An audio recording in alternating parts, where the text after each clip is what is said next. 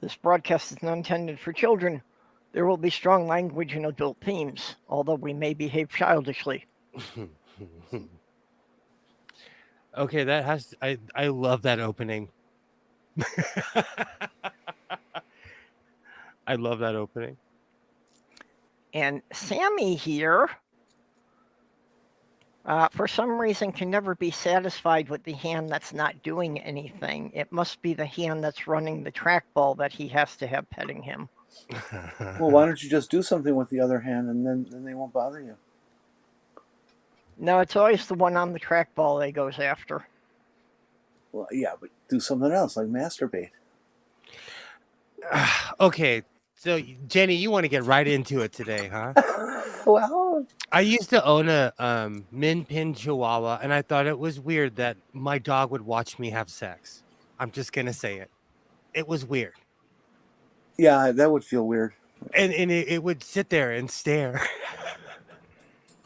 I felt weird when the dog would watch you if you're showering or something. Exactly. Or in my old house, I used to smoke in the bathroom, and I wouldn't let the dog in there, and the dog would like claw at the door. Hi, May, and I'd be like, why? Why are you clawing at the door? There's nothing important going on in here. Yeah, one time when I was going down on my ex, her cat climbed up and went to sleep on my back.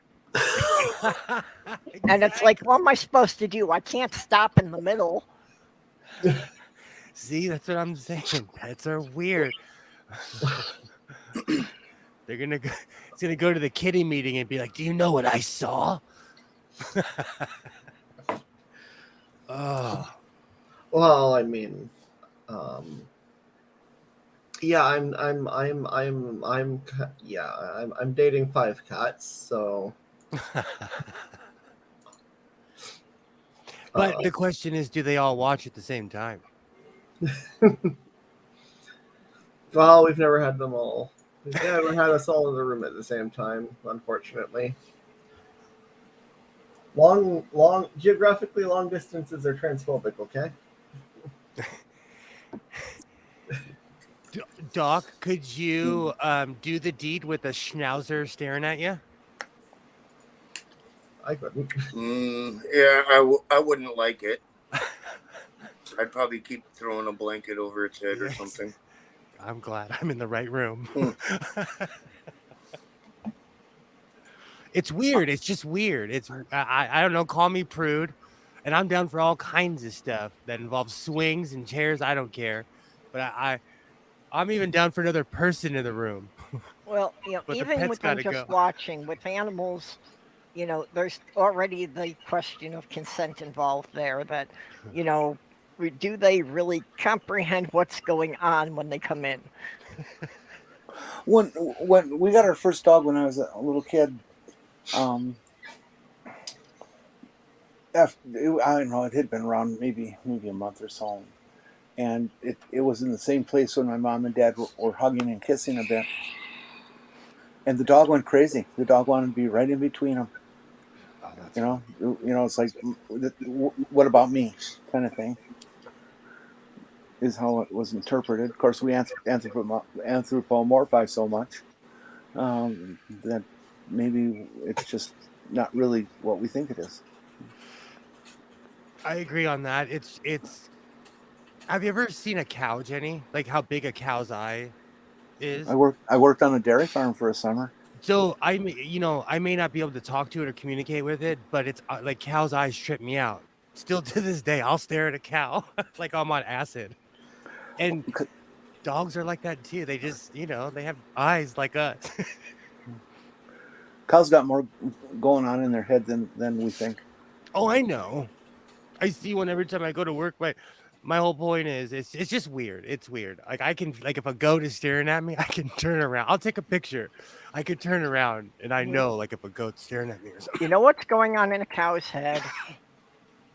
Hey man, if this isn't India, just shoot me now. I always wonder how someone from India would react to. I've said this before to like Central California where there's millions of cows, and I know it's the same thing where you live purple and Jenny. They probably think that we're butchers. Oh yeah. No, in India, if a cow lays down in the middle of the street, traffic just stops. They won't try to move the cow. Everyone just stops and wait until the cow decides to get up. Oh, not here. We have cow catchers. Central California. Hey, how's it going, Swede? Central California is all farmland. And so there's cow farms everywhere. And you see millions of them. Well, you know, because they got to feed LA. Well, yeah, and quite a lot of the country, really. I've gone to the East Coast and seen oranges that are grown half a mile from my house. Yeah, well, offhand, I'm not sure if there's any state that borders California that could really grow enough food to feed its own population. Texas works really hard at it. Yeah, Texas doesn't exactly border California. Well, no, true, sorry.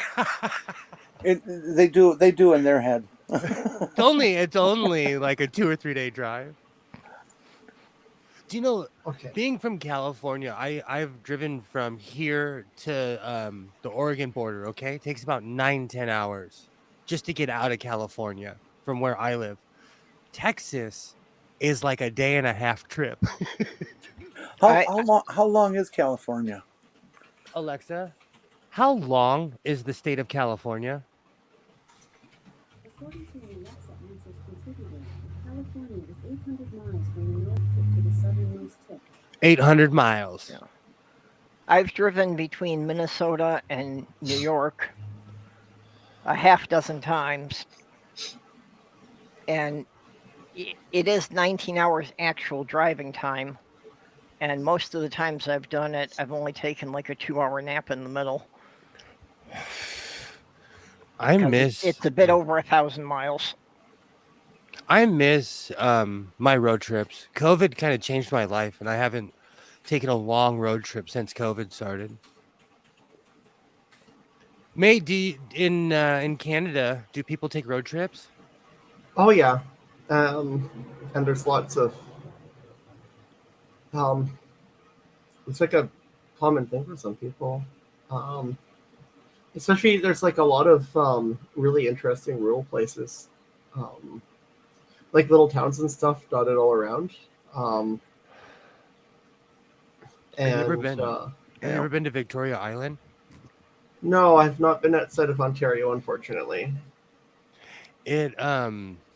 I came through Seattle and went to Victoria Island, and it's the first place I'd ever been where someone walked up to me with shrooms. Where I'm an American, you have to pay for everything. Someone was like, "Here, you can have these for free," and I was like, "By free? What do you mean?" That sounds like BC, at least like Victoria, Vancouver, that area. It can be kind of a lot more conservative and in places not further away from Vancouver. The closer you get to Alberta, well, that's our Texas, or at least want to be Texas. Why would anyone want to be Texas? I don't know. Ask Alberta. Alberta is nice compared to Texas. I've been to Texas, and they're good people. They just have backward laws, and they've become relatively worse recently. It used to just be a place to stay away if you had any weed on you. They have stiff laws. Arizona's the same way. They don't joke around. Yeah. Even before they got rid of our weed laws, it was like, they wouldn't necessarily even enforce them because, like, the cops had better things to do. I think that it's like, are we at our quota yet? Nothing really bad has happened today, which is kind of disgusting. But like, no, our cops are like that. Like, if you don't have a firearm or something with powder or something to make the news, they don't care. They're like, have a good Yeah. day. Like, you know. Yeah. Well, they also from what I understand, with pretty much everything, they'd rather go after the dealers than the users, anyways. Right? So, like, they'll do a bust, but like they'll leave the people like using alone, and they'll just go after they'll like it's fentanyl. It's always fentanyl. Don't Yeah. don't if you like hard drugs, do heroin, do crack. Don't do fentanyl. It'll kill you. Please.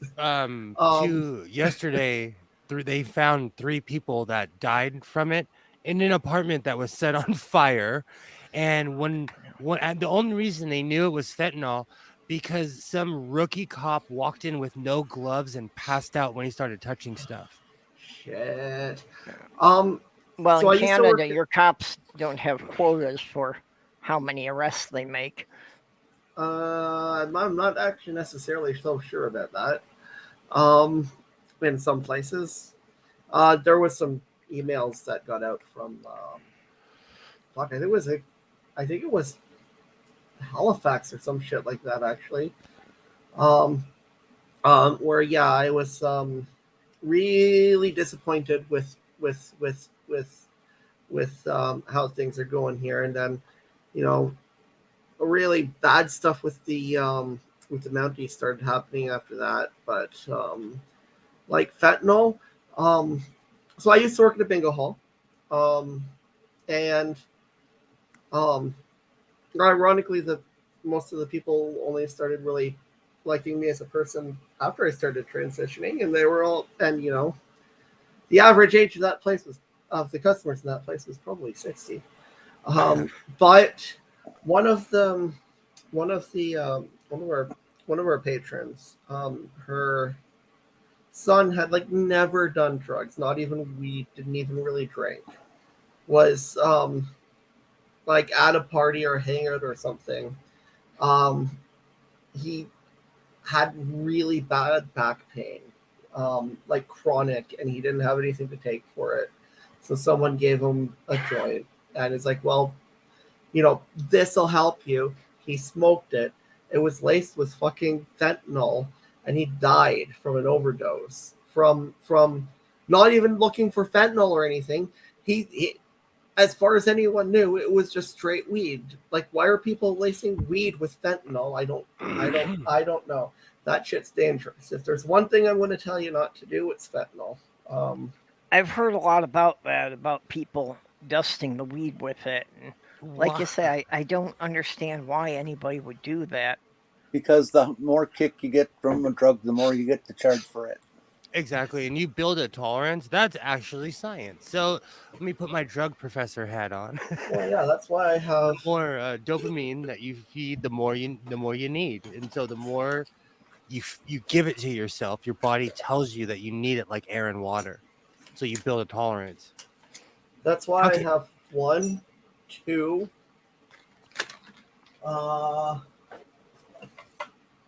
3, 4 different strains of weed. Still hop in. Of course, I can I prefer to go to the fucking store to get it, but I can just have this shit delivered to me for free. Do you know? Orders over $30 are free. I thought that whole fentanyl and weed thing was fake, and then I heard a bunch of rappers talking about it, and I couldn't believe that people would do that. Yeah, I heard people talking about that, 5 to 7 years ago when I was still living in New York. Wow, why would you do that? That oh fuck, and it's weed. Like you're not going to have trouble selling it. And just I don't know. My hometown has an extremely bad fentanyl problem. And even a lot of the just it's really, really, really bad. Well, that's my fiance got so upset, when her dealer's phone got disconnected and she couldn't get a hold of the guy anymore, couldn't find him. Because she'd been buying weed from the same guy for 20 years, so she knew what she was getting every time. Yeah, exactly. And she didn't want to take the chance of buying it off of someone she didn't know. Yeah. That's and it's weird. with fentanyl, 99% of it comes in a patch. And the reason it's dangerous is because they have an X amount of dose on the patch, right? They're not able to like put that evenly throughout the patch. They're not able to concentrate one place or another. There's this much amount of it in the patch. Where it is random. So you could have like one little corner of the thing with most of the fentanyl on it, and the rest of it has none of the fentanyl on it. And then people like cut the things up and cut the patches up like it's evenly distributed all over the thing. Well, it's a problem with any medication in a patch form. Is that your body won't necessarily absorb it at a consistent rate. Mm-hmm. I would sure like to see where you guys are getting this information from. Well,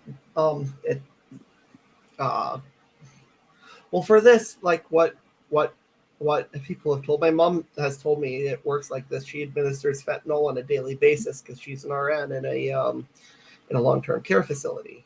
So like she's familiar, and I told her this, and she was like, "Yeah, that's pretty much how it works. Don't touch the stuff." And I'm like, "I don't even drink alcohol. You buy me the amount of weed I smoke." The problem is like something like fentanyl. It's That's just not a bad idea. Where I live, it's weed isn't the problem. It's more hard drugs that are unregulated, because weed's regulated. At least the shop I go to. Just to be clear, I do not claim that I know anything about fentanyl. Okay, yeah.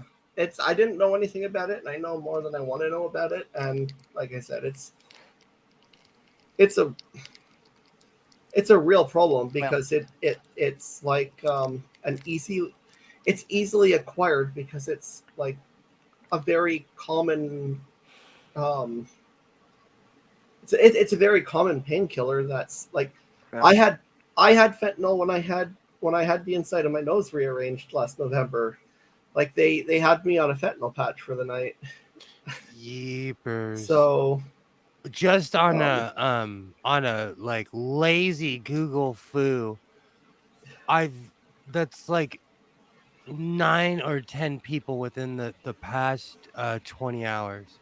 And the only reason I know this is because I just started watching my local news again, and like I said, they found 3 people in a burnt out apartment in downtown LA, and downtown LA has become gentrified, so they have $1 million apartments, and it's not necessarily what people think it is. It's actually has a booming, beautiful nightlife down there. Okay, well, Jenny seems to feel that we've got some false information or bad information about the fentanyl.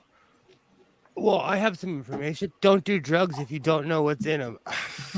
Yeah, but Jenny, did you have more about that, or? No, I want to know what people's sources are for this information, which sounds rather bogus to me. Look, I'm not trying to say anything about your mom, but in terms of what nurses do and don't know, there were a whole bunch of nurses out there that were telling you, don't take the COVID vaccine, it's going to kill you, and all kinds of things. So nurses are just as prone to everybody else to mythology. Which still astounds me. I don't see how anyone could have gotten through any degree of medical school not knowing the basics about how vaccines work. My answer to that is my mom still has her job, and the nurses who refuse to get vaccines don't. It's like I mean, I can find shit. It's like just a basic how these medications work. And like it's not even it's not even necessarily the fentanyl itself. It's just the form in which it comes. I mean, fentanyl not much different from heroin. It's an opioid. Absolutely. But I'll tell you, Jenny, honestly, like where I live, we have an everything problem. If Okay. you name it, massive amounts of people are dying from it. So we could take something like fentanyl and tie it in with homelessness, drug abuse, all these other issues. But it's a major city problem, just as much as heroin, Oh, just as absolutely. much as meth, and it's just one cog in the giant wheel of what's wrong with our society. The dealers and everything like fentanyl because it is very easily manufactured, but it's also very easily to screw up when you manufacture. They like it because it is a very, very, very powerful drug, far, far more powerful than heroin, and you can get more punch in a given poundage. And once again, it's less space, more kick. I can charge more for this stuff, and I have less problems transporting, dealing, all that kind of stuff. I mean, most of the stuff falls off the back of the truck, off the back of a delivery truck here. Most of the fentanyl you'll see out there is manufactured in bogus labs down in Mexico, down in Colombia, some in America, of course, and it's not controlled very well, and Yeah. it's killing people. Lack of quality control, so they don't know if the dosage is ever consistent. I want to hear more about this apple pie that Stool's talking about. I mean, like from what I understand, most of the fentanyl that is on the streets here is basically stolen from actual stuff intended for hospitals and long-term care stuff. So I know someone that went to prison because of prednisone, which is a lung steroid. Shit. So any drug that you get hooked on that is performance enhancing or gets you high, whatever, people will do anything to get it. And he was a nurse. He did 10 years in prison over prednisone. Yeah.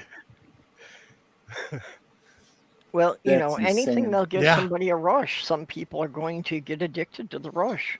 He was a bodybuilder, and it opened it as an asthmatic. I live off the stuff. Like I wouldn't be here if it wasn't for that drug, but it's a lung steroid. And it does to you everything that steroids will do to you. And if you OD on it, it will hurt you. And he got bigger and bigger.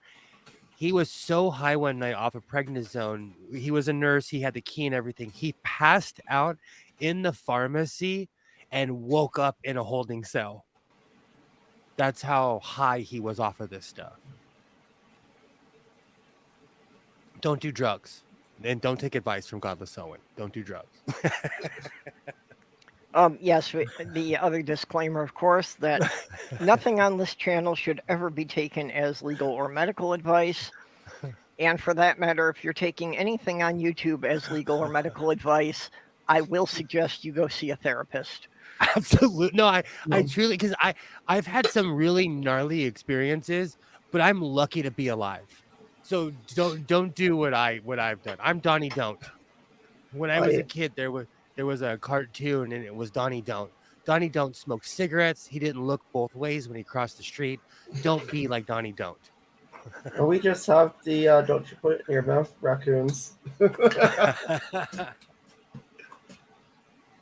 Yeah, I'm not even saying don't do drugs, okay? I'm just saying don't do things that come in that are come in patch forms, I guess, that are not, unless you're actually using the fucking patch the way it's intended to be used, because I always thought that people were hypocrites when they'd say, oh, do investigation about drugs and stuff. And then I did peyote.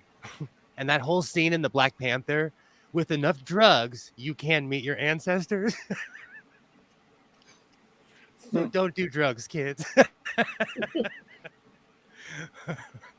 mean, I am content just doing weed. I don't even really drink alcohol, so. I don't Yeah, drink alcohol weed at all. generally doesn't seem to affect me, so alcohol is the only kind of drug that I use on any basis. Neither of them really affect me, but weed gives me a nice weed at least smells and tastes nice, and alcohol just gives me a stomach ache. I can get a So- decent buzz off of 5 or 6 shots of whiskey if it's not strung out over too long a time. Yeah, I I go from completely fine to buzzed to a little bit tipsy, but still not still 100% like mentally functional to half passed out to alcohol poisoning. Okay, so I would never drink and drive. Actually had this conversation with my mom the other day. But drinking made me think I could sing. It made me think I could fight. It made me think I was invincible. It made me like even 10 times more loud than I already am. So I don't drink alcohol. This do is not why drink. karaoke is only done in bars. Because you have to have enough to drink to think that you can sing. Spoiler, I can't sing. I cannot. You know what's funny? Everyone in my family can sing. I cannot. It skipped I a generation. I have never been drunk enough to believe that I could sing. I'm told I have a really good singing voice, but I can't sing with shit. And I try. I don't force anybody to listen to it. And I have a really good vocal range going up, not so much going down. Like I could hit notes like those high notes in Free Will, like the Rush song. I can hit that. I just don't sound very good doing it. So I have a question. Like I can dance well because I've practiced. I've taken weird classes. I love dancing. Do you think you can do that with singing? Okay, Mage, yeah, this is a mistake. You should never mix wine and a grain alcohol. That's generally how you get the really nasty hangovers and often throw up. The spins. Beer before liquor. What is it? Beer before liquor before beer. You're in the clear.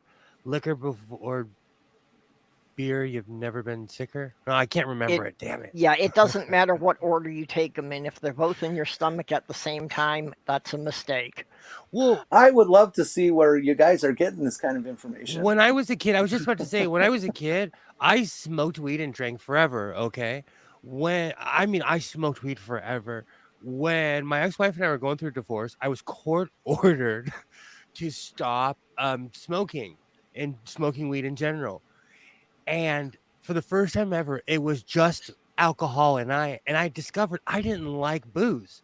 I liked the combination of weed, nicotine, and alcohol, but I didn't like alcohol by itself. It made me cry. Alcohol and weed is like the biggest mistake for me. Yeah, the first time it happened, people thought I had alcohol poisoning. I didn't even drink all that much. The second time it happened, I had like minimal amounts of alcohol that would not have affected me if I like wasn't on some pretty heavy edibles. Like for me, alcohol, no, I can't do both. I can't. Well, I, one of I'm only sorry. 2 times I've actually gotten high was that we were smoking it through a bong full of wine. So Oh, that, wow. it was evaporating the alcohol into the smoke as you were inhaling it. Where is That's it? that's one combination I've never done. You've actually added something to the list, Burp. This shit'll fuck you up. Hold on, let me magnify. I can't see what you got there. It's also no, it's right the way. It's the right way. Oh, I can see it. I can see it. This shit's good. This Pure Sun Farms. Oh, they got the good shit. You have about They got have that. about the same THC as we do. That's funny. This is like a somewhat high one, but like it goes much higher. That was like $20. I do the same thing. Yeah. I buy large amounts of, I call it functional weed, where I can still smoke and get on about my day. Yeah, we still can't get it here. You can buy the stuff with the CBD oil, but you can't buy anything that's got THC. The one in the black container is CBD.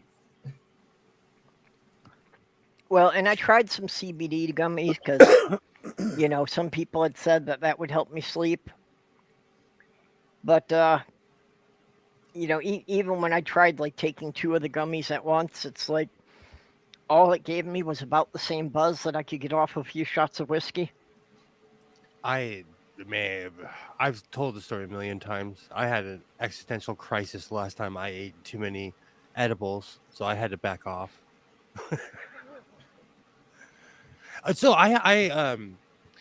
with legal marijuana, like when I go to the shop, it's an experience. Like you guys, like all this talking about pot, I'm gonna go to the shop tomorrow, and every time I go, you get in LA, people from different neighborhoods, they hate each other.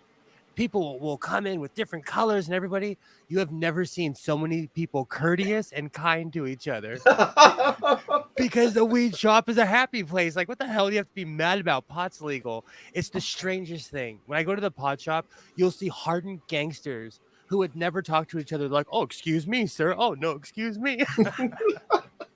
The place I really like is called Happy Days, and Oh, they that's gave me awesome. these when I got my vape. Oh, that's awesome. I think that's one of the things that some states having it legal has done is the whole image of it, that people had this image about who used weed. And when it's legal and people can do it out in the open, they're finding out that everybody does it. It Oh, yeah. isn't Yeah. any particular group of people. Yeah.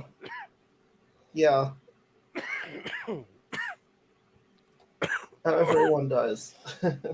A while ago, when I love this story. I was at the weed shop, and I've made a lot of friends. And the security guards, shocker, I'm a talker, so I talk to security guards. They love me. And one time, this giant 6'4" white guy walks up behind me and puts his arm around me. And the security guard was like, "Hey, what are you doing?" It was my ex-father-in-law. Everybody goes to the weed shop. Everybody. And we're friends with each other. We're all on good terms, but it was weird. So you see the construction guys, school teachers are there. I don't judge. I've only been there a few times, right? Because I haven't lived in this area for very long. But like, not the last time I was there, but the time before that, I bought a lot of weed, and then my mom's like, I want to go to this place instead because reasons. I guess she doesn't like the location of Happy Days. So we got some stuff there, and the stuff I got was utter shit. It tastes bad, it smells bad. Kira has to be like, Kira came into the room and told me this stuff stinks. And she's never done that with any of the other stuff I've had. It's a You never know. hybrid. Sometimes you get a good batch. Sometimes you get a bad batch. I It's got like, real. it's just this kind of really. I think it's supposed to be like that. It's just a hybrid, and I didn't really like it. I know it's gonna sound gross, but the best weed I ever smoked was called cat piss. Well, the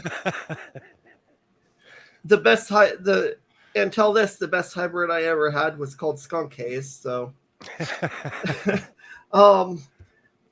but I hadn't been there in like a few months. And like I go in and they remembered my they remembered my fucking name, and I don't even think the person was there the last time I was there. I think it was someone else. So it's like, they're holy fuck. I went back to that place. The first thing they did was give me a bunch of pride stickers, and the second thing and then they remembered my fucking name after I hadn't been there in like 4 or 5 months at least. You see, all legal marijuana does is bring people together and Yes, it does. revitalize neighborhoods. Yes, it does. I'm It not kidding you. The shop I go to, I've been taking pictures, but like to see the progress over the years, it's amazing what's happened to just that little corner of the neighborhood. It's transformed. Yeah, and well, the the shop is in Oshawa, and Oshawa, well, they call it the Dirty Schwa. Well, yeah. That But no, it's when I lived in, I've visited quite a few places, and in Tacoma, Washington, they call it the Tacoma aroma. It comes off of Gig Harbor, and you just get this stench, and you're like, this is the worst smell I've ever. But it comes off the ocean, and you can't do anything about it. well, at least it's not coming out of the sewers across from, like, it's at least it's not coming out of the sewers on the corner that the Hilton's on, like Toronto has for years, and it's like a fucking sewer stench. And I come with a disclaimer: if you live in Tacoma, I apologize, but you know it's true. Oh, well, also the Peterborough has a really wonderful zoo. It's free. It's run by the utility, like the public utilities and everything, but like it's run by the public utilities, and that's where the sewage treatment is as well. Okay, Andrew I was says in Tacoma's from the paper mills. So is that from some chemical they're using in producing the paper, or is it just the decomposing wood pulp? It's a wretchy smell. Like I said, I only stayed there for a little bit, but it's real. Alias fake name. It's real.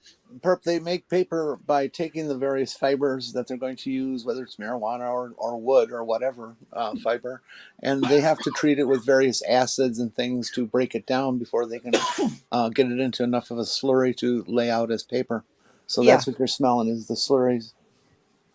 Well, that's I know how it's made. That's I was just wondering, what kind of chemicals they were using to treat the pulp with. Yeah, when I went there, all the locals were warning me. I showed up with California plates, so everybody was like telling me all the local legends, Well, that's about the only industry that's left in the Upper Peninsula, Michigan now, is logging for the paper mills. Northern Wisconsin's got a bunch of paper mills. That's Oregon and Washington's like that. What's that movie, Final Destination? Every time I get behind a logging truck, I think of that movie where the log breaks off. Yeah, that's terrifying because living in Michigan, you could not go more than a couple of days without following one of those logging trucks. No, those give me anxiety. No way. Yeah. They don't give me anxiety when I'm behind them. They do when I'm next to them. Well, I have had just having to be behind them, and okay, even if the logs are chained in properly, there's all sorts of little bits that are constantly flying off with their little pieces of bark and that in the wind. And when I say little, I'm saying like, pieces of bark the size of a piece of typing paper hitting your windshield. Yeah. You okay, May?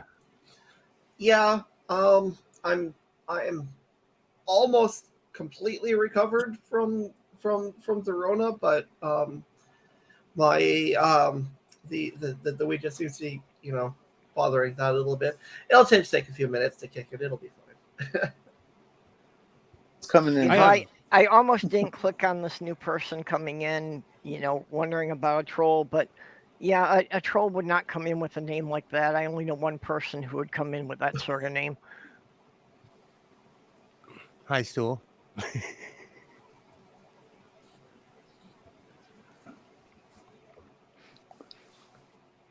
Oh, hey, and you're Dr. muted, Ben. whoever you are. Hey, Dr. Ben. Yeah, I'm sure it's stool.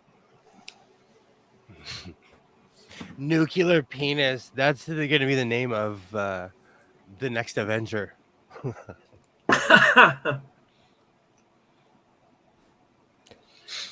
In my That- defense, I'm on the wrong computer. Whoa! Where's my phone? Whoa! Oh, yeah. Okay. Yep. Did I do yeah, anything? And I there's just looked at the bots. chat. Did I do any? Did it work? Hold on, let's see if that worked.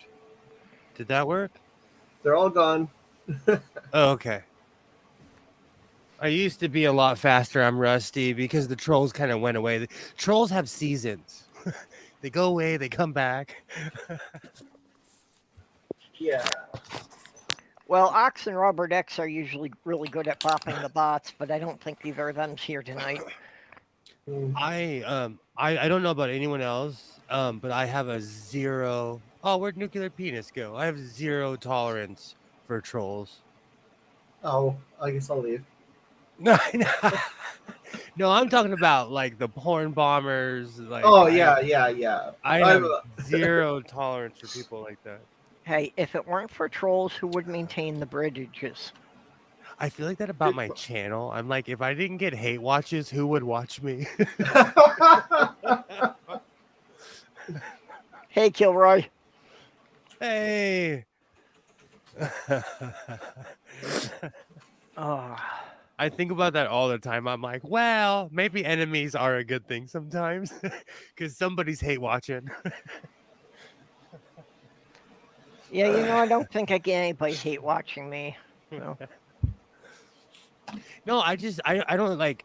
There's funny trolls, but anyone who's like racist or homophobic, I just don't have time for that. I have zero patience for people like that. And Oh, porn well, bots I troll those people. Actually, Aunt Jur, I heard a thing that the Russian porn bots actually have organized and are spending most of their time trolling Putin because they think what he's doing is bad for business. What about all? Yeah, well, What about all? I know a bunch of. Oh, I can't believe I'm about to say this. I know quite a few lonely men that have married women from Russia. I feel sorry for that industry. Yeah, Ben, we all hate, we We all all have love a Stool. love-hate thing with Stool, so. Exactly, Kilroy. I don't waste my time with all that. Yeah. I hate malicious trolls, but like people just being shits can be funny as long as they're not like being malicious. I don't have enough time to follow all the YouTube channels that I want to watch, so I can't see wasting time on ones that I really don't want to watch. Well, there's like I've said this a million times. Like there's someone out there who has sent me D pics. They create a new a whole new Twitter. Then they start sending me D pics. Then they'll create a new one every time I block them. So good for you because you're still going, and we're like a year and a half into it. Well, they And sent you D-pics and a sewing machine, right? Well, it's not. It has to be the same person because it takes dedication. Like it can't be. I'm. Yeah, somebody had to be I don't kind of look that stalking good. you to get your address and everything to have that delivered.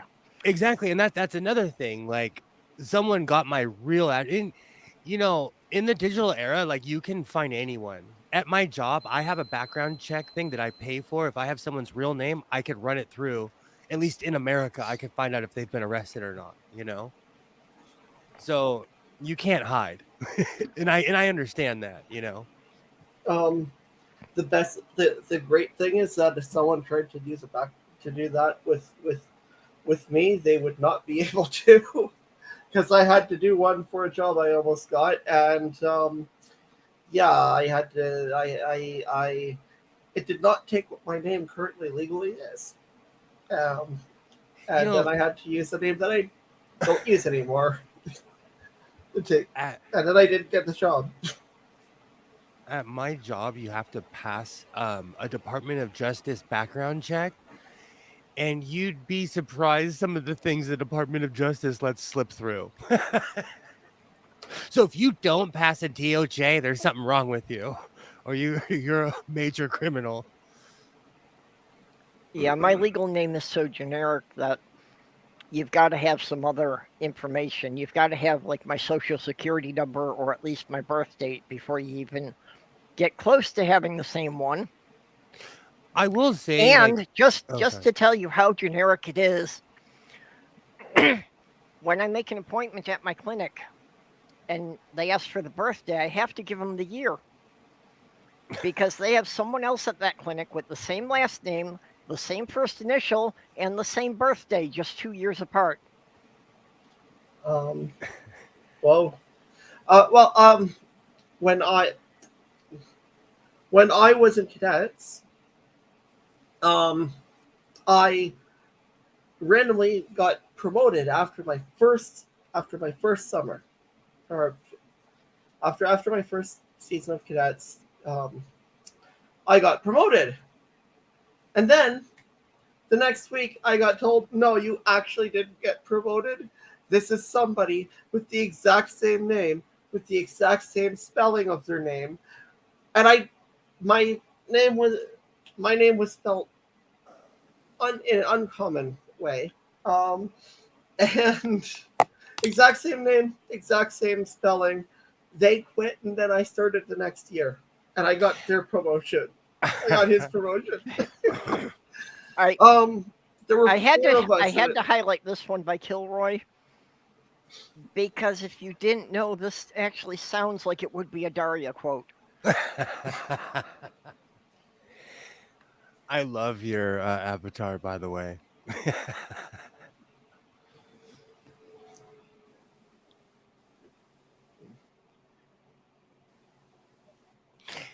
By the way, Lady Grey Tea is like the best shit ever. It's a hockey. I'm watching hockey right now. It's a hockey playoffs, so I'm refraining from the. My team got murdered yesterday, so it was ugly in here. It was ugly. Yeah. I have my own house blend iced tea. It's like a citrus stuff. I make my own iced tea too, though. But who are you watching? Right now, I'm watching the Flames and the Stars. Okay. Oh, Flames and Stars, meh. Oh, look, it's the Calgary Stars versus the Dallas Flames. Yeah. See, it's basically Texas against Texas. That is true. That's like when I went to Northern Oregon. Northern Oregon was cowboy, because people don't think that like California, like I'll shoe a horse and laugh at you. I dare someone to I'll go toe to toe with somebody shoeing a horse, see who can do it the fastest, the proper way. But Northern Oregon was like that. Pendleton, Oregon, they have the Pendleton Roundup every year. They cowboy just as hard as everybody else. How's it going, Marie Costin? I have to say that's one thing you've got on me. I have never shoot a horse. I have hand forged the nails for someone else to do it. It's something I learned as a kid, and the higher up I've become, I've had to learn to teach other people to do it instead of doing it myself. So I miss being in the field. Let's just put it that way. Yeah, what, do you have horses where you work? Yeah, they have a whole equestrian center. It's connected with we have like, middle of the road clients, higher functioning, and people who actually go to jobs. But the people who are there, we have therapy horses, goats, all kinds of stuff. We make alfalfa and hay because you got to make money, You got to make money in today's world. That's why I always talk about the tractor. But as I've gotten older, I've had to learn how to delegate, and it's hard because I like the whole cowboy image is awesome, but now I sit in the office and talk about the good old days. But yeah, it's a fully Who's- functioning ranch that helps people. Wait, who's your team? Oh, I think I have an idea. Who's your team? Oh, Los Angeles Kings. Okay, of Los okay, Angeles. Okay, that makes sense. Ooh. Oh, we got slaughtered last night by Edmonton. Yeah, my team's not in the playoffs, so they actually have a functional management and coach now, so that's good. They'll do better next year. they're gonna get a good draft pick, and every time they do, they usually don't waste it. So I'm just and good. I see Toronto lost last night, so that makes me happy. Kilroy, I just gave away what team I like. I refuse, and that's the thing. I refuse to retire. And my pops was almost 80 years old, still riding a horse and still on a tractor. So, and he was still smoking and he had emphysema. So I hope I live that long. We have a lot of horses around here, but we don't fucking think that we're like the Wild fucking West or anything like that. One of the reasons, though, I don't like take pictures and exploit it, though, is because of FICA. And, you know, there's always people I work with, they have the right to privacy. That's why when I film, I only go to my shop and I hang out like in the front bay. Where I lived in Michigan, it was literally a one-horse town. There was one woman on the main road out of town that had one horse and one donkey. You just reminded me of a story. Whoever is shooting donkeys in LA County, I will find you and I will torture you. I will torture you slowly. Somebody's shooting, we have wild donkeys all up and around the hills because I live in the desert. And somebody way on the other side, like 60 miles from here, they're shooting wild donkeys. And I think they're an endangered species. It's just stupid. People are so dumb, and they're shooting them with arrows. Jesus, that's so sick. That's what I'm saying. I saw that on the news today, and I'm like, don't let me catch you. If I catch someone on the side of the road with a compound bow, I'm going to tackle you. Is it just to be assholes, or are they just being Where I live, it's illegal to shoot wildlife, and all the hunting and everything is in Northern California or in the more unincorporated areas where you have to drive. That's the name of my next album, Kilroy. Shooting donkeys. But somebody is I don't know. It's dumb.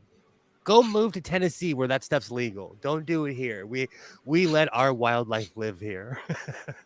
Yeah. That shit doesn't. I don't know exactly how our laws work on stuff like that, but also like I don't think that there's much of a problem with shit like that either. So I just think it's kind of, I don't know. There's something that I'm not a hunter, so I consider hunting kind of like gutless. I don't know. But I like eating cows. well, I mean, okay, like if you're hunting, I don't, but if you are hunting to like supplement your food, like if you're hunting solely to like kill things and eat them, or fishing solely to kill things and eat them, or whatever, you know what? I'm fine with that. If you're just doing it, if you're just doing it for sport, well, there's that old Looney Tunes, like with the duck season and the rabbit season, and then he's like, I just do it for sport. And then it's Elmer who's running away because it's Elmer season. Yeah, that's kind of how I feel about that. Yeah, I don't like people hunting for sport, but if they're actually using the meat and that, I can't really say much about that because they're members of my family who do it. Same. I And have a brother who lives in Montana, and he's lost quite. Facebook is a battleground for yuppies, but like people Okay, will say things about my and here is your information, Will. oh, The California State Legislature Fish and Game Code, Section 4600, makes it unlawful to kill, wound, capture, or have in possession any wild donkeys or undomesticated burro. stop shooting our burros. I will find you. I will find you. Yeah. It's So the gutless. state police can't actually arrest them for that. Good. also, there's only really one place. There's only really one part of the U.S. where it's going to be relevant. But there's a lot of Canada where it's relevant. Is the farther away from any major cities you get, the more expensive food is going to become. So, like, yeah, in this area, you're going to save a few bucks. But, like, let's say up in the more northern parts of Ontario or any other province, or like the three territories up way up north, like beside Alaska, basically, and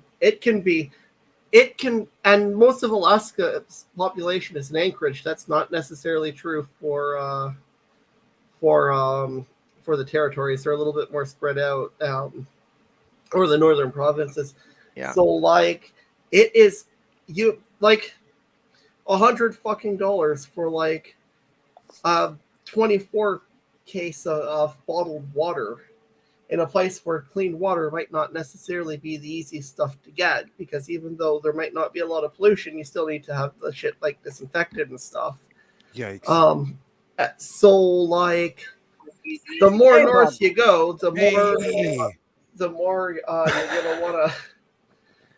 you're gonna want to, like, the more practical it's going to be, because you'll pay like $50 for a $5 steak in a grocery store. Really quick, Ox. The raunchy stuff that comes from California is called herpes. And Kilroy, Godless the Bounty Hunter, is amazing. I take a lot of my fashion tips from Dog the Bounty Hunter. Yeah, but Ox has a good point. There's a lot more than the meat that's useful there. Yes. Well, like my brother lives in Montana. He eats all the meat. That's fine. But if you're just gonna he feeds his family with that. That's fine.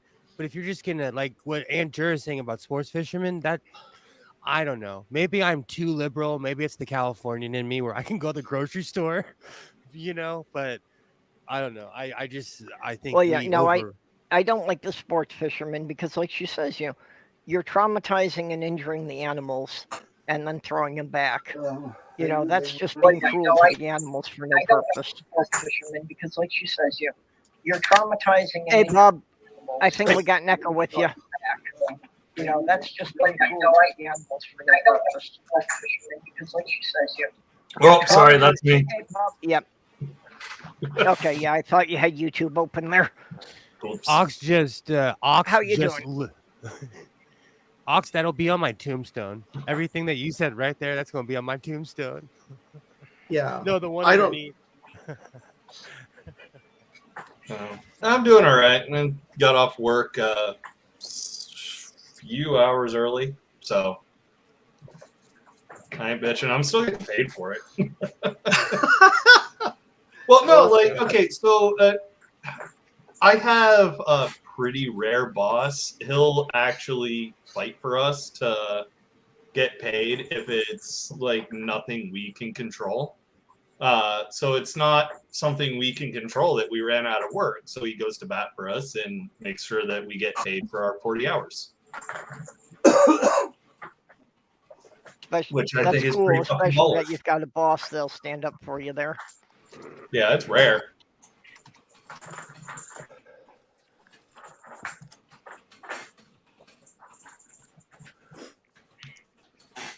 Okay, we have Stool unmasked now. How's it going, Racist racist name? All right. Well, I am racist. I don't like NASCAR at all. Not unfair. I grew up going to NASCAR events, so I'm kind of biased. I like car racing. I don't like the crappy culture behind it. Yeah, Hey, Turk, I'm more I against it. hate to distract you, but you should full screen me real quick. Yep. Back. I gotta get you up there. There you are. There we go. Isn't that cute? Yep. 8 weeks old. Kill it. Oh, Kill it. oh. That's when they're still. Do not still kill have your a lot- baby feline overlords. That's Well, this when they one- still have enough meat on them that they're tender. So that's a good time. Cook it up. Jenny, we call that you burrito just ignore size. them, club. We call that burrito Poor size. baby. No. That one seems to have a lot of energy, though. He's gonna be. They all do. They all do. Where is she? Rascal. She's the only survivor of Bessie's litter. Oh, come here, honey. Yeah. She is the most cantankerous one. Hi. Oh, I know you love your dad's beard. But yeah, no, she is the leader of all of them. She does everything first. She Aw. ventured out of the room that we're in first and used the litter box first. Used the litter box correctly first. Hell, Tyr, our husky, was sniffing at her and she whooped his ass. Hi, honey. Come on. Come on, babe. Oh, no. Okay. And down goes my chair. Well, that's a Oh, real Cheetos. interesting spot pattern. Okay. No, come on, baby. Let me get you down safe. Yeah, I love you. God damn it. Yeah, that definitely all fur. It's adorable as hell when they get. I hate this chair now. I don't know what happened to the hydraulics in it, but I keep sinking, and it's. I don't want to fight it anymore. Oh. I it just also fades hate your as you sit chair. there. I think your chair is shit. Yeah. That's actually happening to my chair. Did you buy your chair at an Office Max or a Staples? No, I got it off of Amazon. Yeah. It wasn't if one it, of the really cheap ones. It was $150, but still. If it fades like that, then one of the cylinders or one of the seals in the cylinder is leaking. The cylinders tend to If be it really can't hold cheap. the pressure. The The reason I asked, cylinders tend to be really cheap. You should be able to find one by dimension on the net. it's happening to my chair and it's only like a year old. Not even a year old. I kind of love it when Will talks about his chair. I made a video about my chair because I'm all about recycling, reusing, reducing, repurposing. My ass is really, really sore right now. Yeah. My chair Well- is shit. I sit in my recliner for this, and I just have my computer plugged into the 50-inch TV so I can see it from 6 feet away. And that's because you're a posh Well, I mean, person. you don't have your face on screen. Why not? You know.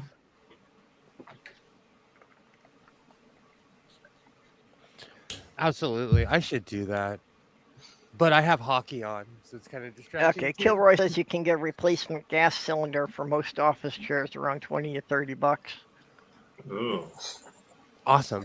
Well, I mean, I kind of need a new one anyway. The cats have all torn this one to shreds. I mean, there is so much of the leather missing because the cats have ripped it to pieces. See, and everybody wonders why I eat Yep. cats. But if you get a new one, it'll wind up looking just like that in a couple of months. No, it won't actually. Well, I mean, I'm gonna wait until we get a new apartment, but the place that we're gonna be renting next has a basement, and no animals are gonna be allowed down there. So we're gonna use the basement as an office space.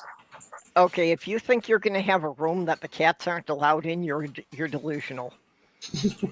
Oh no, we'll shut the door. It's not happening.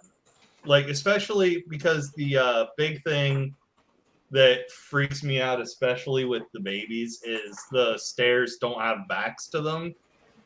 So they could jump down one stair and then jump down the back of it and fall all the way to the floor and actually hurt themselves. So Yeah. no animals are going to be allowed down there. And Tyr won't go anyway because those kinds of stairs frighten him. Yeah, keeping cats out of anywhere, though, is just, yeah, it's not nearly what you think it is. Oh no! And I can attest I've to had that by cats the... my whole life. We've managed to keep them out of, like, when I was growing up, we kept them out of the basement. So I know how hard it is, but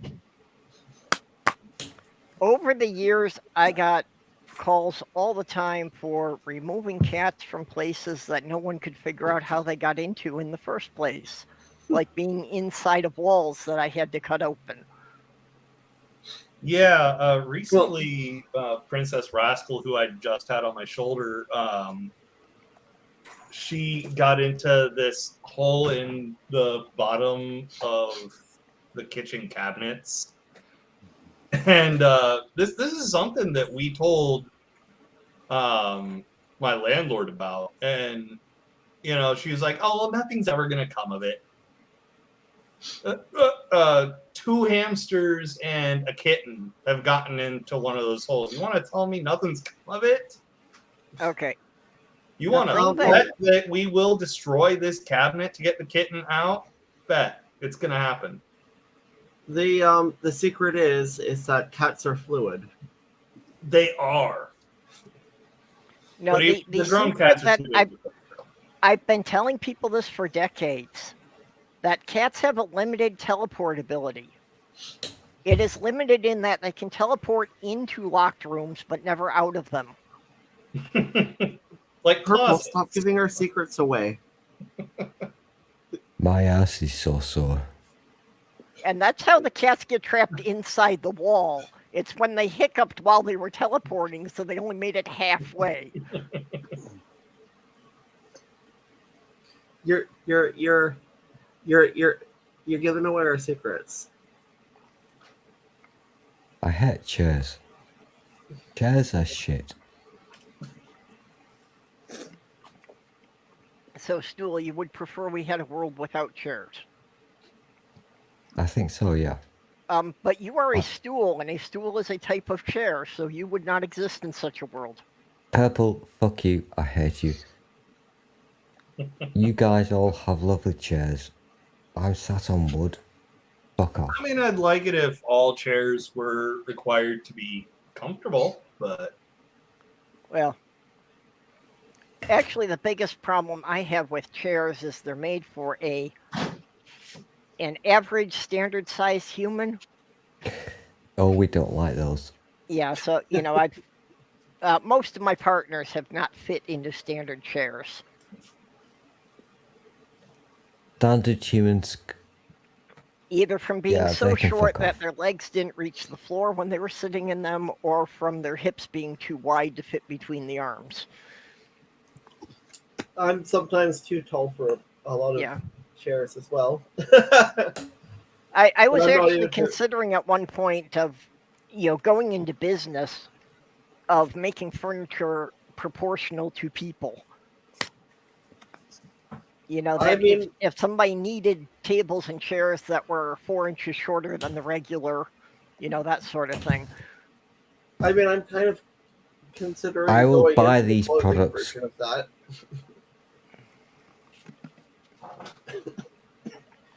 I think there's a market for it, but it's a limited market, and I didn't know how to, you know, It's very advertise to limited. enough people. Yeah. I've just got to say my left buttock at the moment is really sore. Speaking of which, hi Jenny. Hi. I mean, at least you don't have 3 buttocks, so you got that going for you. I never ever have troubles keeping the cat out of the bathroom or whatever room I choose. Never. I ate her.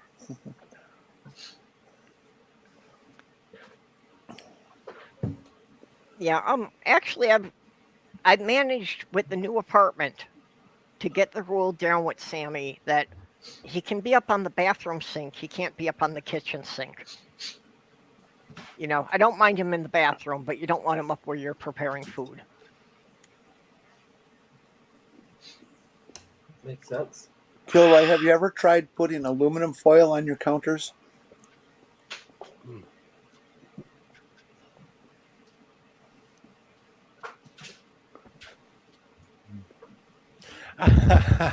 And Jur is a borrower as well.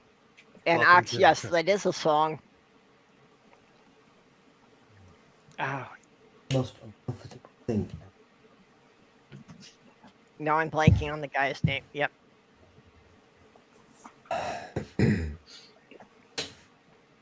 See, I don't I'm know not why, very- but I have always look on the bright side of life from Monty Python's Life of Brian in my head.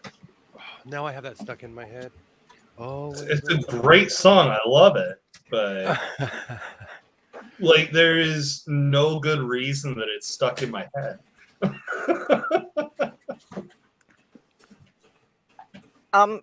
Yeah, if you hang out in the atheist chats, it seems to come up an awful lot. So, Oh, this is pineapples and lemons and a bunch of sugar. That Oh, sounds Will, awful. I don't know what that means, Will, but I want you. I make jugos. I live around Hispanic people, so I make juices the old school way.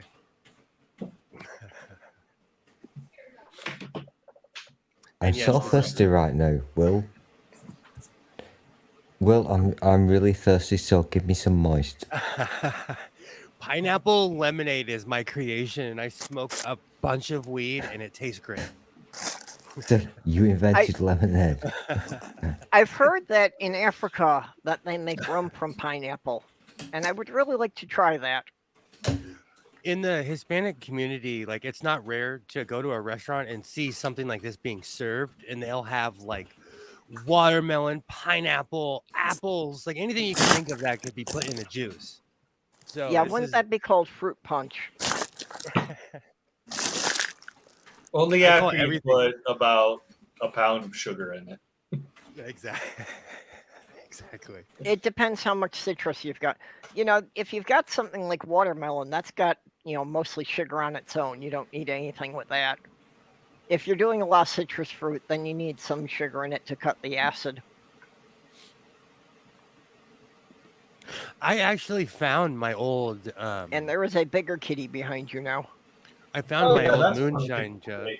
jug. I found all my old moonshine Yeah, that's jugs. pumpkin.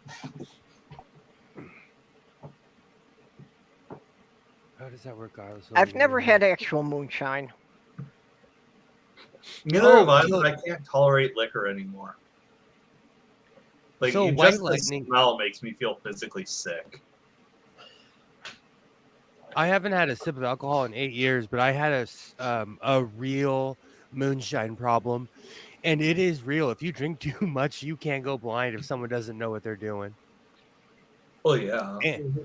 And moonshine is the only thing that you can drink and still live and start your car if you're in a pinch. It's just bad. It's all bad. It's like any drug. It's good at first. It's good to you at first, and then it kicks your arse, you know? Now I have the Rye Whiskey song stuck in my head. Please tell me that someone watched Moonshiners on A&E. Did anyone ever watch that show? Nope. Maybe. They no, had but one now guy. I have the beer run song stuck in my head. That's a great song. I love it so much. Unfortunately, the younger people in the audience have no earthly idea what I'm talking about. Oh, that's me. I'm the younger person in the audience. Yes, definitely. Absolutely, Stool. You are the young I have people. no idea what any of your references are. What? I'm hoping you at least, you're somewhere in the UK. You have to know the bright side of life from Monty Python. You have to know that. I've totally never heard that song, and I would never sing it because copyright strike. And Gilroy, all I really do is I make lemonade. You know, I squeeze the lemons in. I chop huge pieces of lemons, and then I eat half of the pineapple as I'm putting it in. And you know, I mix it all up. I put a bunch of sugar, like little kid style, with a 5-pound bag of sugar. I dump it in. I mix it up and put it in the fridge, and come back the next day. Well, My actually, ass is I so like to do sore. that with my mixed drinks. But you know, I usually drink whiskey with ginger ale, but a lot of times I like to throw chunks of pineapple or chunks of other fruits in there. You know, But the- slices of oranges. Sorry. The reason I'm drinking it like this is because these only have a window of 3 days before they go bad, even in the fridge. So you have to consume them. And as you can tell, today's the 3rd day. So I'm drinking this whole thing because nothing goes to waste. Again, the more sugar you put in them, the faster they go bad. If they've got a higher acid content, they'll keep longer. I didn't think about that. I'm going off of everything I read online because I'm trying to not hurt myself. Because it's just Isaiah and I, so I have to pay attention to what's in the fridge. Because when it's just men in the house, you know. Yeah. Well, you know, I've got a good system. It's really tolerant for those things, but there's a lot of times that there's stuff that I can eat that would definitely make Sloth Girl sick. Oh, excuse me, and oh, excuse me.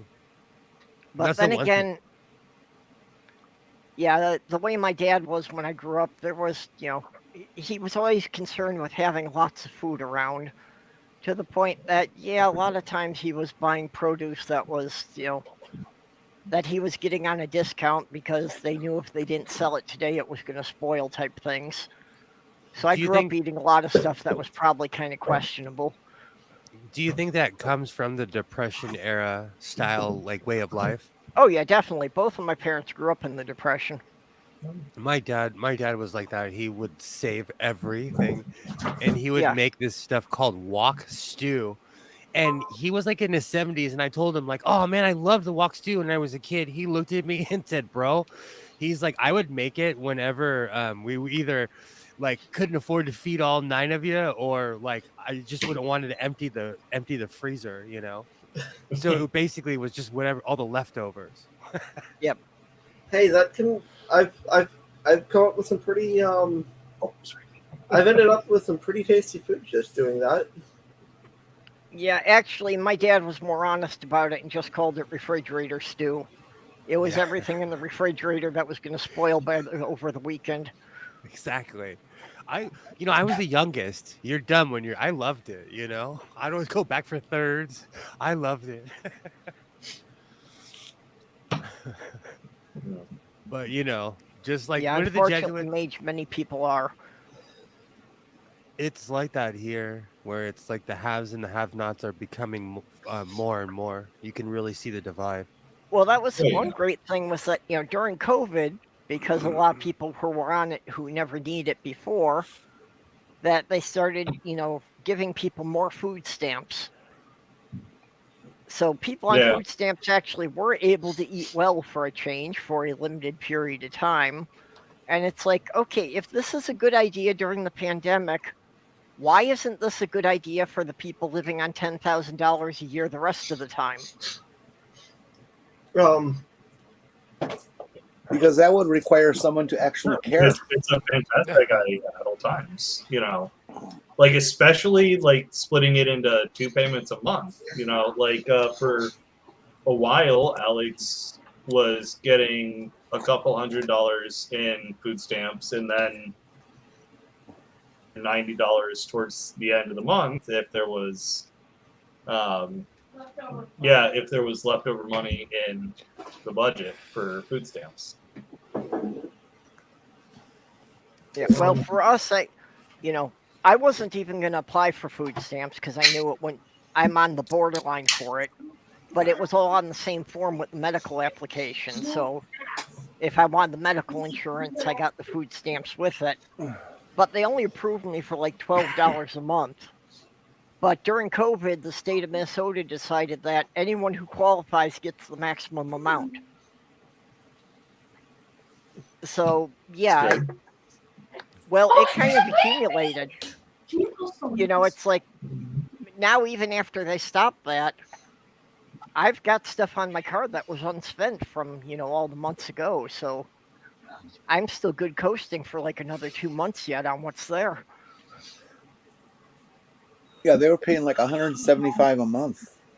But the problem is no one can see the baby because of my head. Yeah, well, and since Sloth Girl and I, combine ours and shop together, what we were getting every month on that was more than we were actually eating.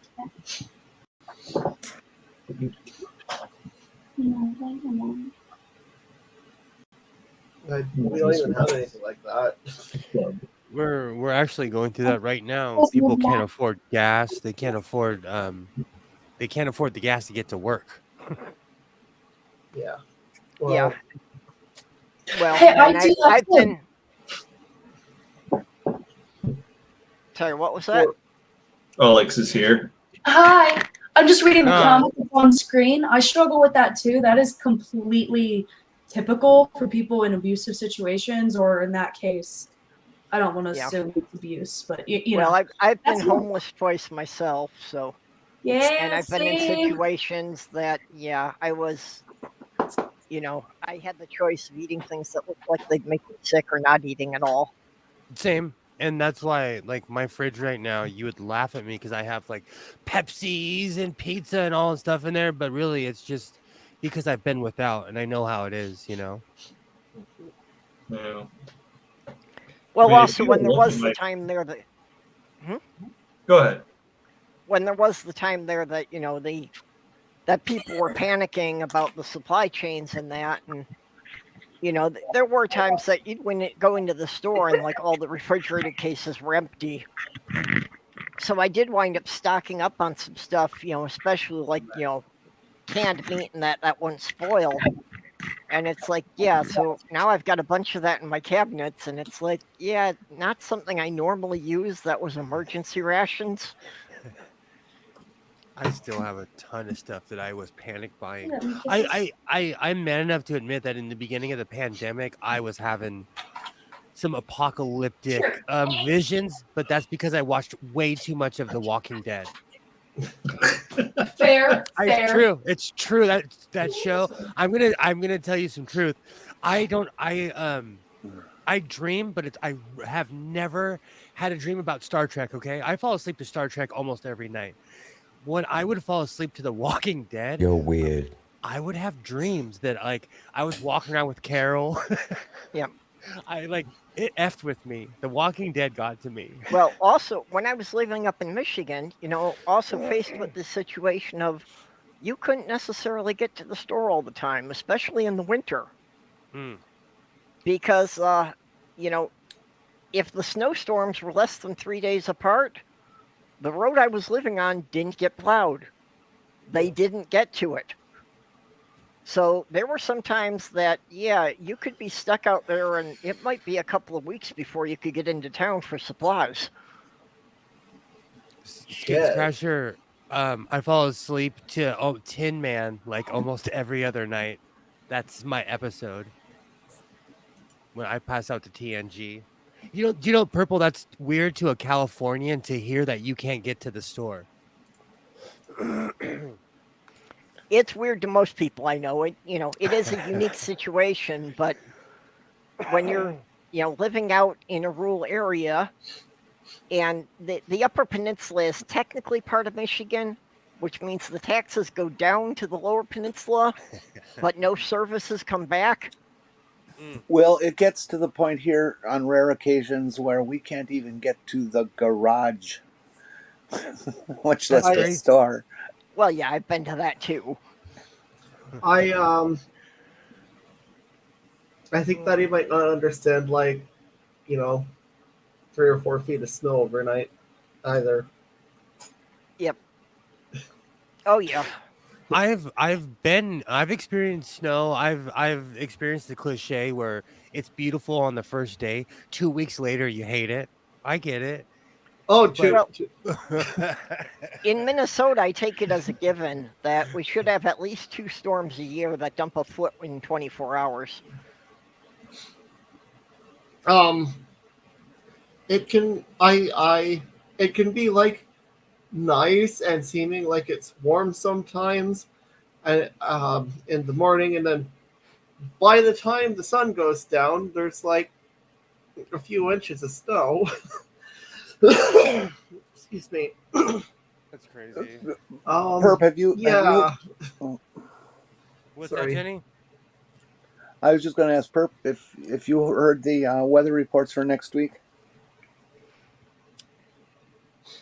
No, I haven't looked at it.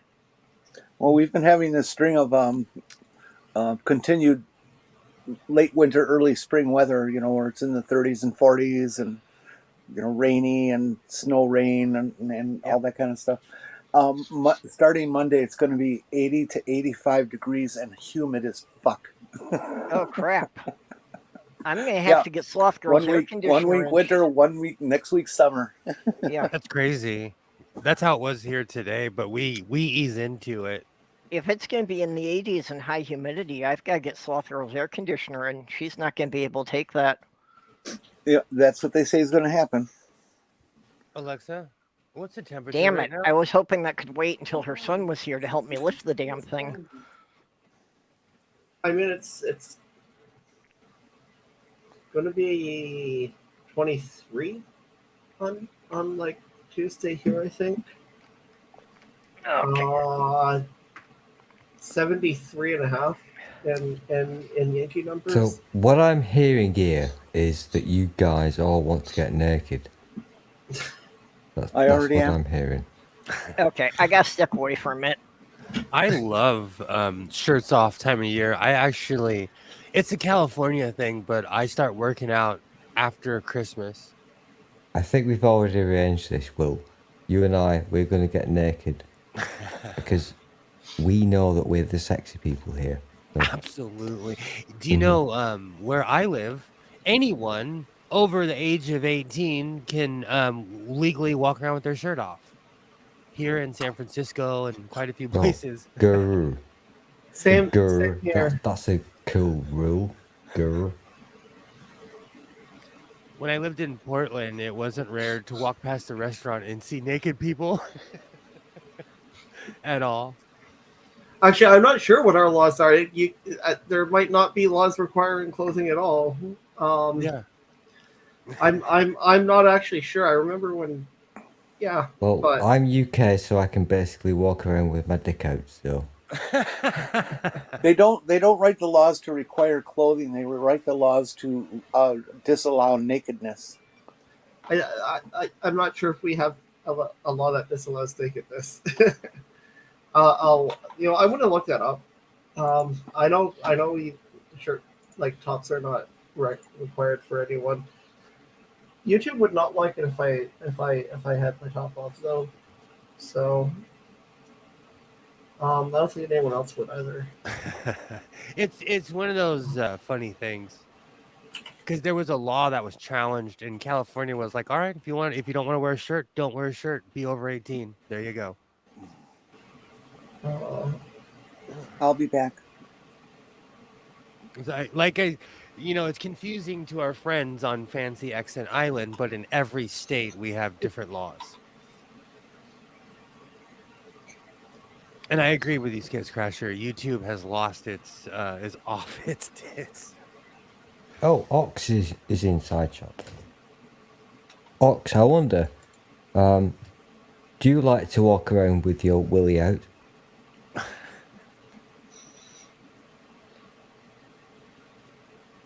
Just Oh, that reminds me. I think I'm out of YouTube jail today. My copyright strike is gone. Nice. I got put in YouTube jail exactly once, and all I did was I hit the go live button. I immediately got a community guideline strike for no reason on a 0-second stream. On the first time I ever tried to actually live stream anything.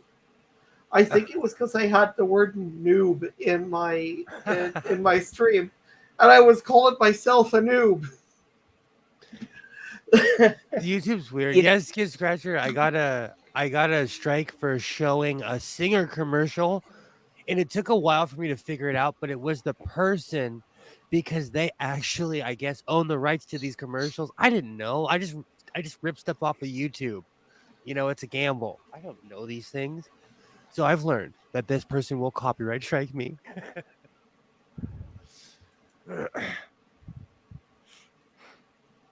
Oh, okay. Bub says he's off because one of the dogs turned off the surge protector. Oh, that's the worst. There he is. I can get away with. Well, some of you guys will know how YouTube works, so because now that I've reached the magic 100 number, I don't get the copyright strikes anymore. Well, and in a couple of years, when I'm super YouTube famous, which I will be, and you all know this because I'm awesome, I will get less copyright strikes. It ain't about what you do, it's about how famous you are. And I agree, because Star Well, Trek I- will. I would really like to just go around topless just to piss off the turfs. I kind of was you know, interested there. What happens? Perps. What happens if my breasts develop, but they don't change the gender marker on my driver's license? Can they still I arrest want- me for being topless in public? I want That's a good- everybody to say what Perps just said because I'm a The big answer fan no of. to that, by the way. They go the based off topless. the gender marker. Do you know? I have a question. Most states do at least. I have giant nipples. Would they be considered indecent? They're huge, like Jupiter, whatever you want to You're call Okay. it. fucking Are racist. you They're talking huge. about your nipples or your areolas? Because there's a difference. The areolas, they're brown. They're There you so go. brown. They're a different Okay. color. They're And like actually, Will, YouTube will cancel you for that. that's what I thought. I was on a stream with the Shills one time, and we were doing about this video of this guy who was a breatharian, and he was running around shirtless, and YouTube canceled the stream because it saw nipples, and didn't even realize it was a man. Yeah, exactly. At Wait, least so it doesn't discriminate. so if I wonder lift about up my shirt and show my left nipple, which is my good one, this YouTube could Your very well favorite cancel one. the stream if the bots catch it. Yes. It's noticeable Amazing. because I'm evenly brown, and then I have these giant dark brown just markers on my chest. They're huge. I embrace it. There's a saying in woodworking: if you can't fight it, feature it. So I love my boobs. There's nothing wrong with it. I've accepted a long time ago. They're probably indecent. you're into. Hold up, you're into woodworking? Yeah. Oh yeah. Oh Oh, shit, yeah. man, we got something in common. I have like a bunch of totem poles and stuff. you both like the wood? Do you know what's funny? Is like that where we're I, going here? no one cared when I made YouTube videos about the stuff I made, but all of a sudden when I started talking about sewing machines, people cared. So I stuck with sewing. But I have my own shop up at my job, so I can Yeah. get away with I was hiding going to and say, you've got room for the shop and you got the money to buy the equipment. that's why I bring my Dremel home with me and everything. And at the shop we have all air powered tools, so it's like cheating.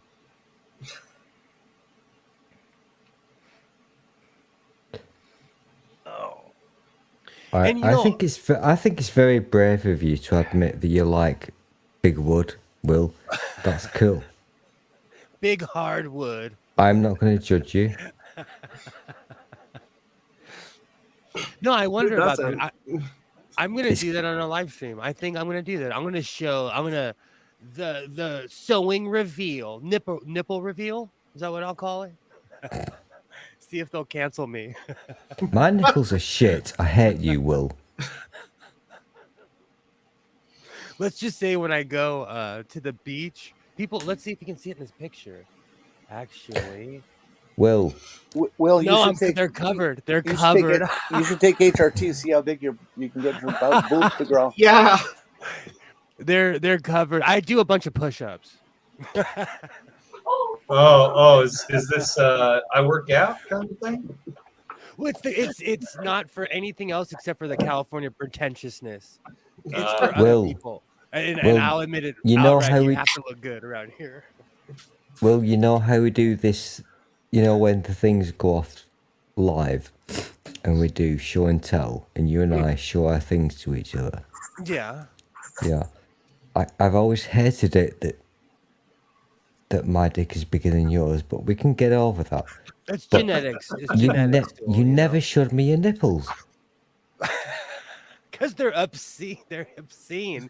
Like I said, I'm used to it, but like whenever I meet a new person, somebody always points it out, so I know that means it's jarring. See, You're I such just a have the freak. normal Hershey's Kiss nipples. So I won't say anything, and everyone's like, "So, about your nipples?"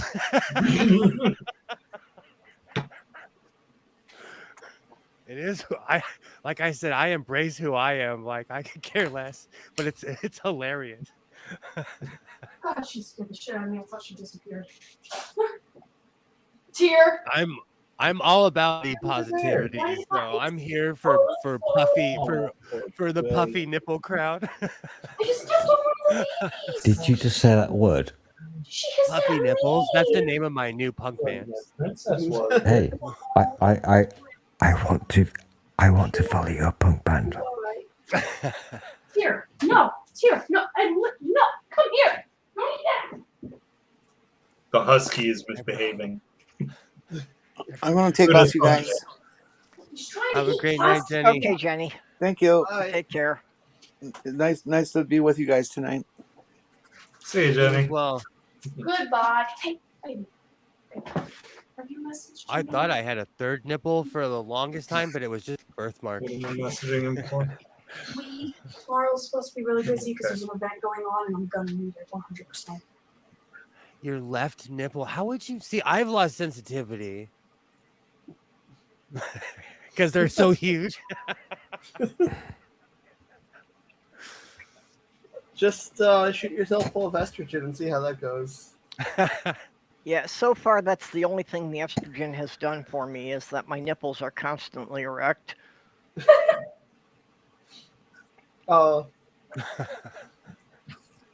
I gotta have enough estrogen Hilarious, for that Gilroy. before. Gilroy, that's Well, it that's- is the reason that I didn't want to get a cordless headset because, you know, while I'm streaming, the cord keeps brushing across the left nipple. So Yep. I couldn't have that. Yeah, that would be weird. That's No. What? Yeah, we'll try having it sticking out a little bit more. How's it going, NA? He is really comfortable. yeah, I got up here. for a moment and we got a bunch of new people in the side chat. I want to take a picture.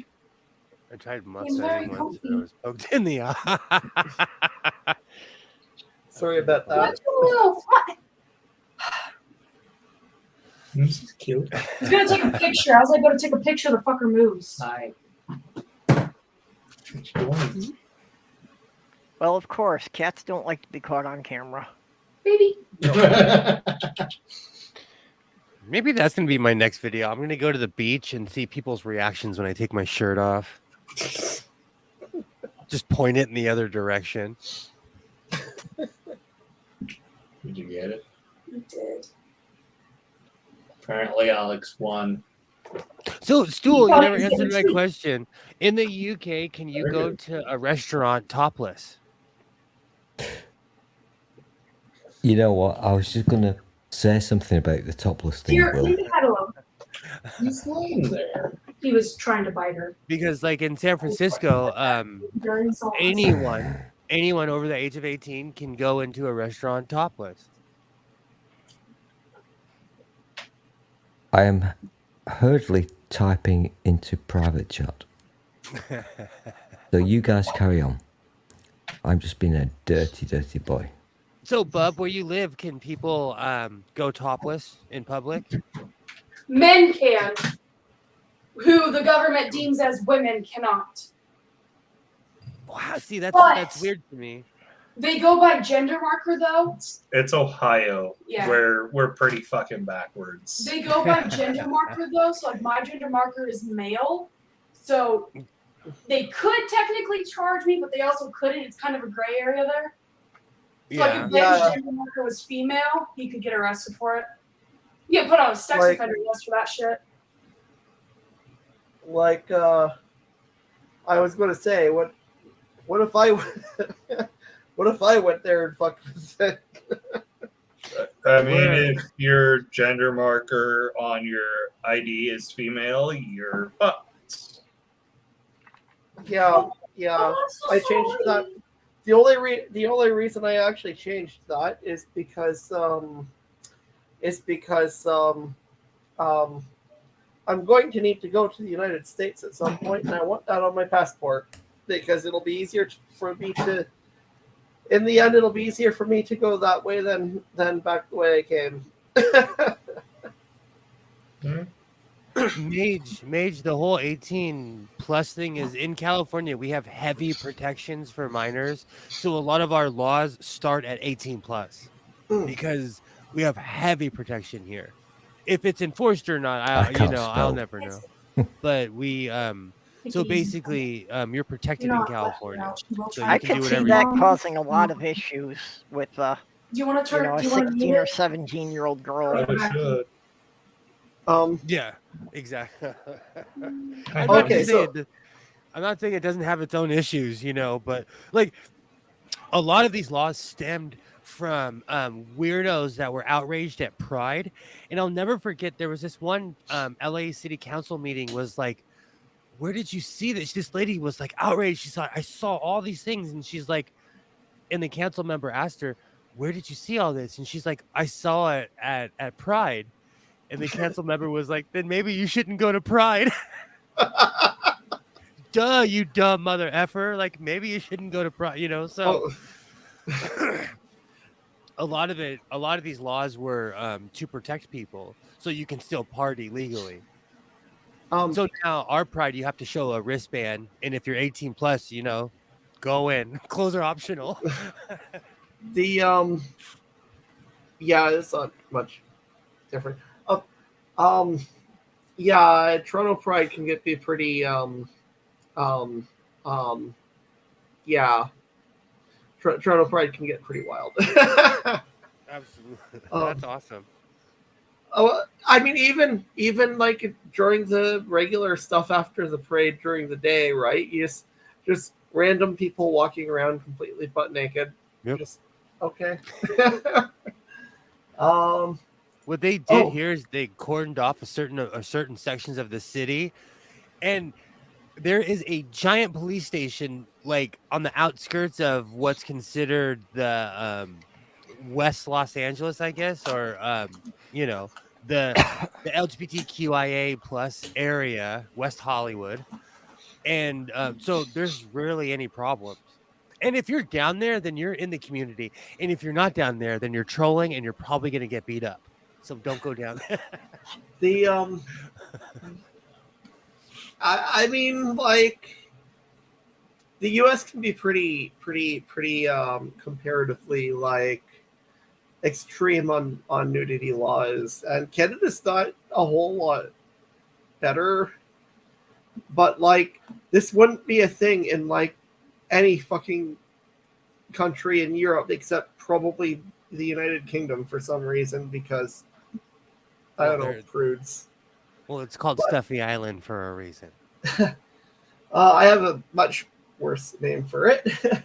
I actually there is no for the purposes of this. Sorry, a person is nude and exposed to public view while in private or blah blah blah blah. Well, she's the one who Nude. For the purposes of this section, a person is nude, who is so clad as to defend against public decency or order. So there's not like it's not even saying you can't wear no clothes. It's you could be wearing no clothes and not necessarily be clad as so clad as to defend against public decency. It's really fucking it's really really fucking like Written in lawyerese. ambiguous. Oh, sorry. Yeah, they Kilroy. Oh, sorry. they write them to be purposely vague. California has its setbacks, Kilroy, but LGBTQIA plus people are protected here because California is gay as hell. Yeah. So we have large and we have council members and say and parts of the city, Almost as almost as gay as Toronto, but not quite. No, and I don't care if it's cliche or not. San Francisco will hold that crown. Go to a San Francisco Pride and tell me that it was not one of the most debaucherous things that you have ever seen in your life. I don't know if I don't- it's true anymore, but like 10 years ago, it was said that Minneapolis had the largest gay pride festival outside of San Francisco. Well, I'm pretty sure that Really? Toronto might actually be bigger. I will say though, when I lived in Portland, I went with my ex-girlfriend to one in Portland, and they came out in numbers in Portland, and they had floats and everything. It depends on where you live. But I'm biased to the West Coast. Like I'm super biased because I'm from the West Coast. So I was Okay. I was in the Minneapolis Gay Pride, back in the 2000s several times, and before the parade started, just the lineup of the groups marching and the floats and so forth, the lineup stretched almost 3 miles. Oh wow. See, that's what I'm saying. Like that shows that people give a shit though, that they care. That's a good sign. Almost the number of people who showed up to Toronto Pride in 2019 was over a third of the entire population of the province. Damn. So wow. Like Toronto fucking absolutely packed. And I think like 6 million. You guys are reminding me, like Long Beach also has a pride too that rivals the one in California, in LA. So it just depends on where you live. But I live in a large population center,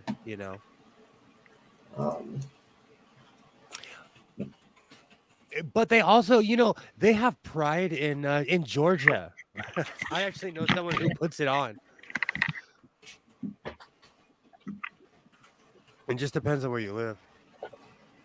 Racist name? Is that insert racist name? Okay, it wasn't. Yeah, it probably just depends on who you want to be racist against.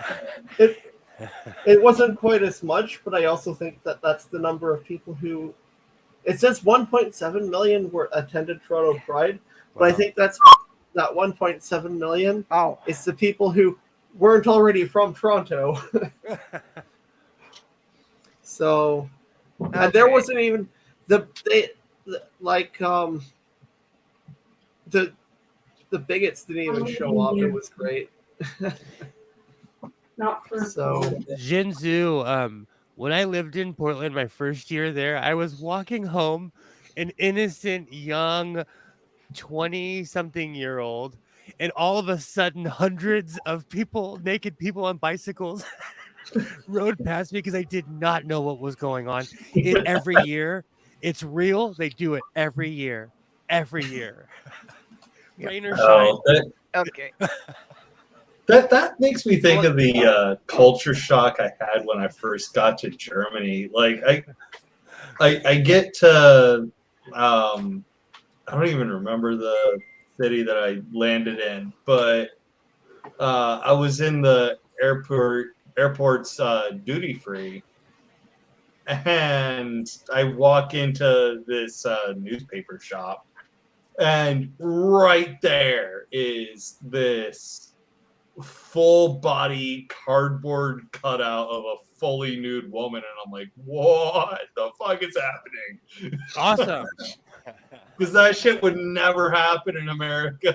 And I'm like, oh my god, this is Germany's the fucking tits. I love this. Yeah, you know, you're right, Bub. It was culture shock because like LA is not for the faint of heart, but it's more like you have to be heightened awareness at all times. So, you know, you could be hitting the back of the head with a brick at any time. But Portland, when I lived there, was not like that. So it was culture shock to see a bunch of naked people on their bikes. Well, you see, like at this point, like I think it's kind of funny that the military is like so homophobic, because I can't imagine very much that's gayer than 50 dudes stacking up inside of a shower that only has 8 shower heads. I say that about cis people in general. Like, cis people hang out with more guys than I do.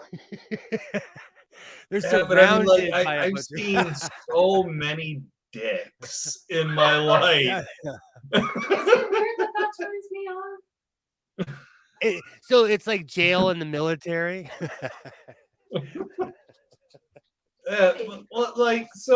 Like the first night of basic training, you're obviously too fucking disoriented from everything. Yeah, like from having all authority over your own life just wrenched out of your hands. You know, that you don't even notice the other schlongs that are kind of hanging free. Are we Jewish now? And but like you know, after that, like you just sort of get a comfort with it. It's like, you know what? We really have no choice. Oh, hey, look, there's Trent's cock hanging right there. You don't even think about it. Did you ever find I mean, dicks are great, and if you don't like them on guys, then you can get them on girls too. like in an insecure way or just like a natural, hey, what's up kind of way? I'm just Well, wondering. eventually it became natural. Fair.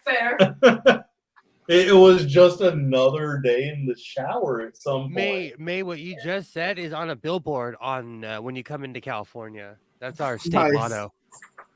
Awesome. It's just a universally accepted thing here. And weirdly enough, Las Vegas too. That's why I laugh how a lot of these states are passing all these transphobic laws except for Nevada, because there is a large amount of trans and LGBTQIA plus that live in Nevada. See, I don't understand these anti-trans laws. They make no sense to me whatsoever. Well, that's a good thing. Like, I mean, just look. If you just break it down to the bare bones of statistics, you are more likely to be accosted by some redneck fuck in a Walmart bathroom than you are a trans person. You're more likely to be accosted by a clergyman literally anywhere. You know, trans people make up approximately none of the sexual related crimes in this country. So where the fuck does this fear come from? It's so illegitimate and unfounded. What trans people make up a disproportionately high number of the victims. Yeah, and virtually none of the perpetrators. It's like mentally disabled people and being the victim of violence, where the stereotype for whatever dumb fuckery reason is like We're more likely to be abusers. The same goes for people who have been abused. Statistically speaking, if you've been abused in your past, you're more likely to become a victim again than to be an abuser. Yet, isn't there like a stereotype of us being abusive? But I wanted to say something about the trans bathroom thing.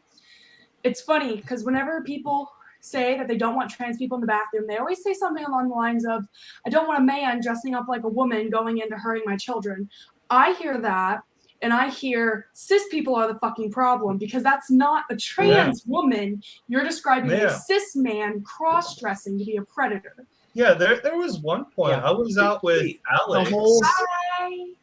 I was out with Alex at one point, and Alex was kind of like doing this little "I really have to pee" dance, but they couldn't figure out which bathroom they wanted to go in. Yeah, it was right when I came out. Yeah, well, he just kind of. Yeah, I had just finished, doing my business in the bathroom, and I know that Alex tends to prefer going in the men's room because that's I who know they what are. you're talking about. It was at a brewery. I had tweeted about how dysphoric it is to use the women's restroom. Like I had said, I have so much dysphoria that I can't even piss. I'm just sitting here. Like I just kind of grabbed Alex by the shirt or the sleeve of their shirt, and I dragged them into the men's room. Yeah, he saw the tweet. It's like, because all you're doing is your fucking business. Do the thing, get out, and finish your meal. You're moving around too much for the baby. Nobody. Yeah, and if you're making eye contact, then you're doing too much. Like I go in there, do my business, wash my hands, and leave. I mean, but nobody here cares. Like I will. It's in. It's not in here. Like I am very clearly visible trans feminine at times, and like. I have gotten some, wait a minute, what? Oh, okay. And people going on, if I'm presenting not particularly feminine, I don't care. I use both bathrooms. I don't fucking care. But like no one cares here. Nobody here fucking cares. Yeah, that's how my job is. The rest of the area, there's a few good places, like mostly the breweries and stuff. But for the most part, this county is shitty. And I just started a new job at a really progressive place. And legally in Ohio, I have to ask to use the wrong bathroom. I put that in quotes if you couldn't see. So I had to ask my boss, the owner of the restaurant, to use the men's restroom, and he just stared at me. He's like, you have to ask that? Because he can legally kick me out or fire me if I use the men's restroom without his permission, and I could be put on a sex offenders list. Yeah, he literally looked at me. He's like, I don't give a shit. Like, why are you at? He didn't understand. you were going there to do you dropped him on tier. Yeah, I know. It's like you're going there to do a thing. Yeah. Which is, empty your bladder or I don't. Whatever. I don't know the medical term for where shit comes from. I've had one problem. One person, only one person has ever tried to confront me in the bathroom. And this was at the bingo hall I worked at. I came out after working there for 2 years. Right? So people knew me, but this is a manager. And she's like, why are you in the women's bathroom? I'm like, well, I'm a woman. Don't you get it? Like, this is not a new thing. Right? And so she huffed off out. She apparently went to the fucking general manager, and as much of a piece of shit the guy is, I could pretty much imagine what his response was. Is, what the fuck are you doing? Like, you're going to get a bill. You're going to get us like fucking sued because like trans people have protections here, and he doesn't. Like, he's a fucking conservative. He doesn't fucking care. He just wants people to do their goddamn jobs so he can make as much money as he can. He doesn't care what bathrooms people fucking use. And even if he did, the entire 2/3 of that place's staff and half of the clientele are queer to begin with. Yeah, get Yeah. home. I mean, He like, makes yeah, no, most of his Kilroy, money off of absolutely drag right. bingo. Kilroy's absolutely right. Screw Ohio because it's a creepy law. You know, and I mean, like, that's it. I really don't get it. Like the place I work, the people are ridiculously transphobic, and like, as far as I know, there's only one trans person that works there, and because I can't afford to lose my job because America's so fucking wonderful. You know, I can't really say anything, but if someone like actually accosts this woman about her sexual identity, then I'll step in. It's like, no, you gone way too far with this. Like the other bullshit you do, yeah, it's way too far, but you know, that's like actually saying something to her. No, you're going that bit over the line that, yeah, I'm gonna go ahead and risk being fired. Yeah, and like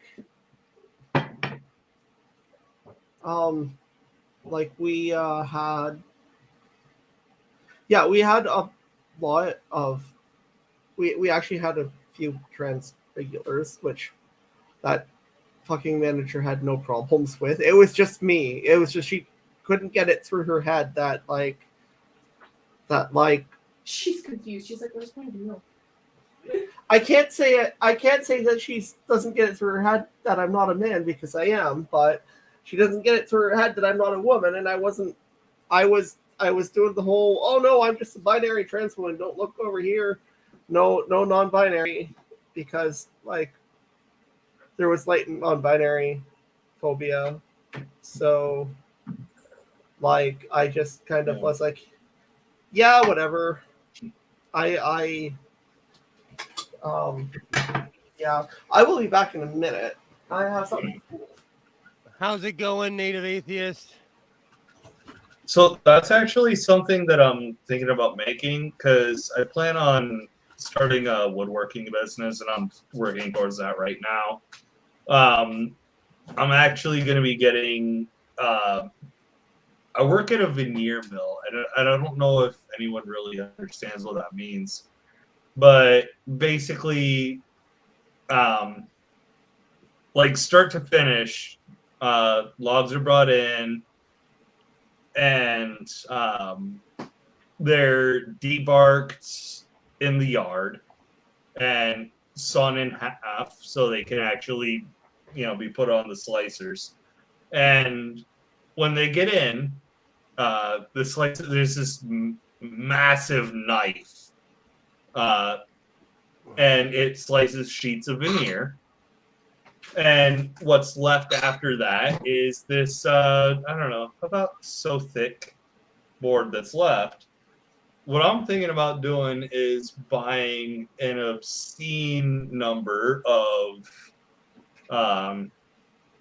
pins and gluing them to the, just little pieces of wood, and just Oh god, that hurt. taking a little wood burning thing and being like, they, them, he, them.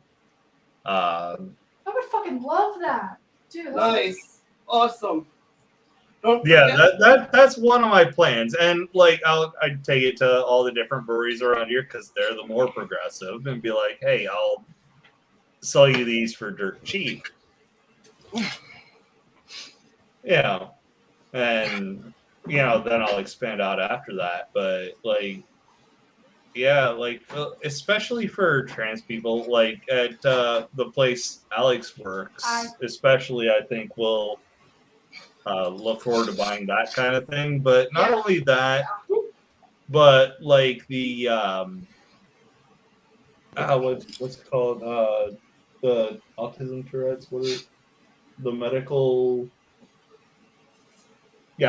pins, medical alert pins. Yeah, I medical have alert. I have a pin to let people know that I'm autistic and have Tourette's. So if I called someone the N-word the other day, and they were offended at first. Then they saw the pen, and then they thought it was funny because, Mhm. you know, how else are you gonna respond other than laughing? So I have a pen for reasons like that.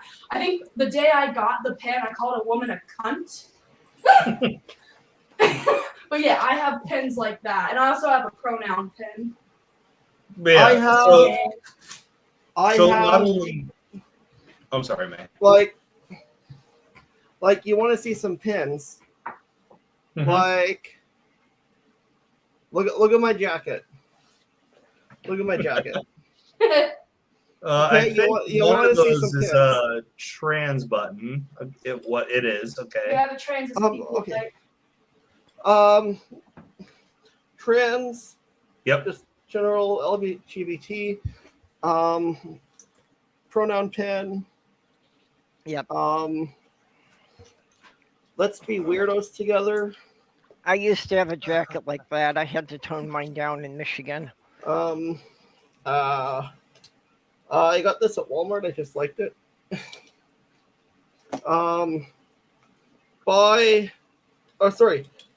Bisexual, by gender. Let me be perfectly queer, and they're an ex now, but an ex bought me this. So I had to put it on. Okay, And it so actually says lesbian boyfriend on the back. So that's one thing, and there's a woman on Twitter that said this. She said that trans women will have the audacity to have bigger dicks than cis men, and she's absolutely right. Like, so I mean- this woman I'm talking about is trans. You know. fuck you. And she hasn't had bottom surgery, though. From what she said on Twitter, I understand that she intends to. But I've seen what she's packing, and I'm kind of jealous. I don't know who you're talking about. The dick is fucking huge. Yeah, Jackie. Oh, yeah. I mean, Will you make me okay, think for a second? I'm big. I'm a little bit bigger than average, but yeah, not that big. Before we Oh veer shit! too Hey, much Alex, come here. from Oh, the cool. woodworking, I made this. I made That's this one a adorable. while ago. Okay. And there's a saying in woodworking, like if you can't fight it, feature it. So all the knots, I made eyeballs. That Oh I no, couldn't knots put. are fucking gorgeous, dude. I love Yeah, those. so I made them all eyeballs, or like that's Yeah. a mouth. Like Will has to bring out his huge wood and show it around. Yeah. don't break in my house. I'll beat you with Well, my big swing stick. his wood around. Hold on, Honestly, I he also said I someone have was supposed to this help me one. with I it. haven't finished it yet, but I bring it to work with me when I get bored. This is what it looks like before you paint it. But yeah, I haven't got very far on this one. Okay, so you're more of a carver. You know, I am. I carved an Olmec head by hand with no power tools. I got a huge trunk. I dragged it in my old Montero. I brought it home, and I made I'll take a picture of it. I made a giant Olmec head. It's in my backyard. Cool. Yeah, I'm really into woodworking. Yeah. But I see other channels and I'm like, I'm not into it like other people are. Like I'm more into sewing. I used to be. I just haven't had the. I would be if I had the ability to like have tools and shit. I think that's what it is. I barely have enough. I barely have enough room to like solder my pickups that I need to fix because I did a terrible job soldering them before because I was using a soldering iron for plumbing, not for electrical work. Now I have an actual proper soldering station. But my pickups are kind of disconnecting. So yeah, that's annoying because the solders broke. They were cold joints on the bridge pickups here. So, and this is my baby. This is my Gilroy. I feel you. Oh, sorry. Yeah. sewing is like my love, but you know the saying, "Jack of all trades, master of none."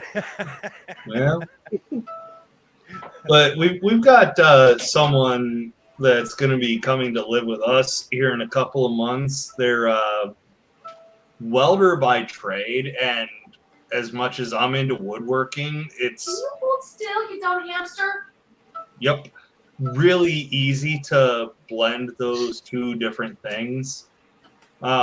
So I plan on working with them quite a bit, and like Get considering the amount of blending of the work that's gonna likely be done, I'll probably make them a equal partner in my woodworking business because of how much they're gonna do. Welding changed my life. Like Thank you so much, baby girl. welding was a skill that I learned that absolutely changed my life. So that's something you should get into. Yeah, I don't really care to weld. It's not I'm my not going thing. to fuck you. Oh my god. I am so sorry. That's okay. So for context, the hamster's She's in heat. Yes, for context, she's in heat. Um, And I'm trimming her butt hairs like a sanitary trim, and she thinks I'm gonna. yeah, while we're Thanks, live. I'm so sorry for saying that out loud. I thought that was in my head. No. She's just sitting here with her ass all the way in the air. Anyways. Go, baby. But yeah, so Yeah, I do a bit of everything. I work mostly with wood, but I'm also a decent hand at welding. I'm good at small electrical work. I'm pretty good at soldering, and I was decent at like woodworking and stuff. Just my back was clearly not going to be able to handle it. But I was like I wanted to do carpentry when I was in high school. Just my back did not like doing carpentry in a simple double credit woodshop class. So how am I going to do it as a career? Yeah, I'm better with the general carpentry sense of it. I'm not so good with the detail work of making things look pretty. Yeah, pretty much the same for me. But Oh yeah, Trusty Ape, I miss going to the gym. But the gym gave me social anxiety that I had never experienced in my life. So I went to Walmart and bought weights. Fair. every time I try to go to the gym, something fucking happens. Like I was doing good, and then I had nose surgery, and by the time I was recovered from nose surgery, we were completely fucking locked down. You realize, of course, those things are called weights because they wait in the corner for you to dust them off or stub your toe. there it is. And then, like just when I was gonna go, like listen last week, but then I got fucking COVID. You know, I have a my neighbor a long time ago. My neighbor who's a sheriff, he saw me working out and he asked me. He's like, you know, at your age, why are you working out? And I said, I talk a lot of trash, so I got to be able to back it up. But I do it because and you sure as hell can't start working out when you're at my age. If you haven't already been doing it, you're screwed by this time. Yeah, it's funny that you would say that. COVID kind of killed my routine and it threw me off, and I gained. Well, I was always skinny, but I gained a considerable amount of weight, and it changed everything. And because people are dirty here, I won't go to the gym anymore. Because and that's another thing I saw on the news today. Our COVID is through the roof. It's back to where it was a year ago. Yep. So, you know, and because these idiots are not wearing masks. Well, and that's happening in several states. I just saw a report that at least 6 or 8 states are up to COVID levels as high as they were more than a year ago. When I dropped Because Isaiah, people think that it's over and they don't have to take precautions anymore. when You I know, dropped because Isaiah, the governor took away the mask mandate because the pandemic's over, right? Not what that means, but people are too stupid to figure it out. No, the governor took away the mask mandate because your Republican senators are afraid they're not going to get reelected, if you remember it. That's exactly what it is. I live in a Republican town, and when I dropped Isaiah off this morning for his test, I walked in, because I'm a hover parent, just to make sure he was in the right room. All the kids were wearing masks. None of the teachers were wearing masks. So all the people administering the tests were not. So the people you come in contact with were not wearing a mask. I thought that I was like, this is what happens when you politicize it. When you politicize an illness. Yeah. See, what I don't understand is yes, masks are helpful. Obviously, even a shitty cheap cloth one. What I don't understand is the people that cock nose a mask. I don't get it. You realize your nose is connected to your respiratory system, right? Well, they're unless doing you're that from to say that Alabama and you breathe exclusively through your nose or your mouth. But they're doing that so that they can say they're wearing a mask if somebody challenges them, is all. And no, except you're not for really unfortunately, except for here, they all of everything that requires a mask says it must be over your nose and mouth. It specifies that you can't get away with that shit here. Yeah, the signs are being more specific now, but like I said, we don't have the mandates anymore. It's optional now. And in the last month, I've only seen one other person in this building wearing a mask, and that's because she's got an oxygen tank strapped to the back of her wheelchair. Yeah. That's what pisses me off is that our mandates went away. How long has it been? And our numbers are through the roof again. We're right back to where we were, Well, especially California, because, you're getting all the tourists, everybody who's been locked up for 2 years who wants to get out and have a vacation. California beaches.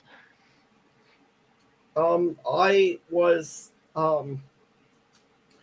the day what day actually was that? The day the Ontario mask mandates. Just a sec.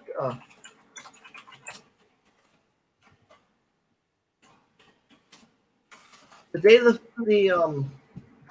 mask mandates ended, which was I think March 23rd. I had been staffing a furry convention for an Equinox in Toronto. No, I got there Wednesday. I left Monday. So I was staffing this convention, and on the Monday the mask mandates lifted, right? And when everyone was clearing out of the hotel, every single furry was wearing a fucking mask, and none of the other people in the hotel were. Yeah. And I didn't get COVID from fucking being in a fucking convention center with 2,000 or 3,000 people. I got it from my roommate who I don't know how he got it. Yeah. So, that's what I. So I know someone that quit their job because of mask mandates at the job. Well, a big part of me moving back to Minnesota was so that I could do my 2 gaming conventions every year without it having to be a road trip. But, now it's okay, they've been suspended for the last 2 years, and even if they're going to resume, how smart of an idea is it to go to something that's going to have several hundred people crammed in a single room all day? Perp, I'm obsessed with hockey. I haven't been to a game in almost 3.5 years. I used to have season tickets. I don't know if I'll ever I'll go to one in Seattle where they social distance. Yep. But I don't know if I'll go to another one in LA ever again. It's sad. You know, and it's like I had stuff all set up for the next convention that I've never gotten to use, and it's like I really want to go, but I had COVID last Christmas. You know, Sloth Girl and I got it from a friend of her son. You know, and it's like, yeah, that was, even though I was double vaxxed before I got exposed, I was miserable for a month. I'm not going through that shit again.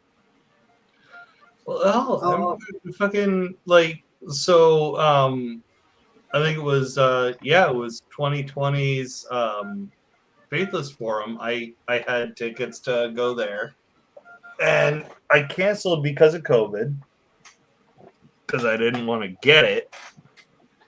And were you there for? Yeah, you were there for 2020. Okay.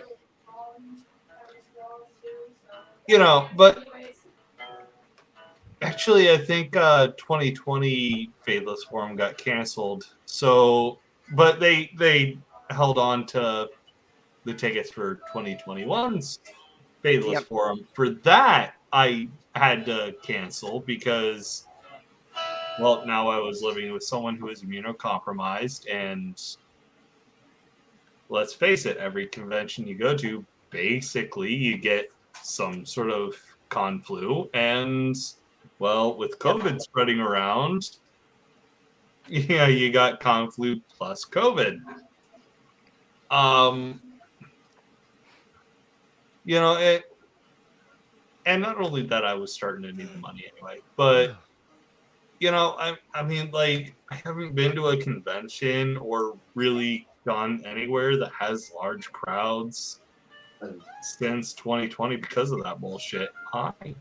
Oh, there's a kitty butthole on your screen. You say, The last one I went to was October 2019. Was the last event like that I got to go to. I've never been to an event like that.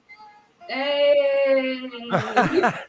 I miss going to festivals, but about two weeks ago, I went to my first buffet that I haven't been to a buffet in almost 3 years. Almost probably 4 if I really thought about it. And it was at a Mexican restaurant and nobody was there. Well, Con of the North was my big one. And I was involved with organizing that one from, you know, the first year that they had it. I think this was its like 28th or 29th year now. But like when I moved to New York, you know, they were telling me that people were asking if I was going to be there running my event this year for like 4 or 5 years after I moved. Everybody was looking for my missing event. Like the only event I plan on going to in the near future is there's a city, Dublin, Ohio, and they have an Irish festival every year, and despite being a wealthier area, they actually enforce social distancing. So all tickets have to be purchased online. They're going to regulate how many people are in a given area within the festival grounds. So I'm actually able to trust it to some degree. I really want to go to a... Oh, sorry. Go ahead. Sorry. I want to be completely honest. I got the plague. My government considers me immune to the fucking thing for 90 days. I'm triple vax. I will be getting quadruple vax as soon as possible. Fuck it. I'm going to Toronto Pride. Yeah. I went to... Okay, so actually, no, I was wrong. The last large event that I went to was with Alex. It was Neighboring Village's inaugural Pride. Cool. That's awesome. Yeah. Like, because Alex had never been to a small town Pride before, and holy shit. Like it was intimate. It was everything they wanted They loved it. And they came across a cop, the ACAB thing, which absolutely I agree with. It's okay. But this cop, there were counter protesters, the God hates F slurs, that kind of thing, that were across a street, ironically in front of a progressive church, which I think is, yeah, in a fucked way, hilarious. But because this church was flying a pride flag, and they're doing this United. God hates Fs. And I know, there's a Catholic church in my town that flies a pride flag. Yeah, there's a lot of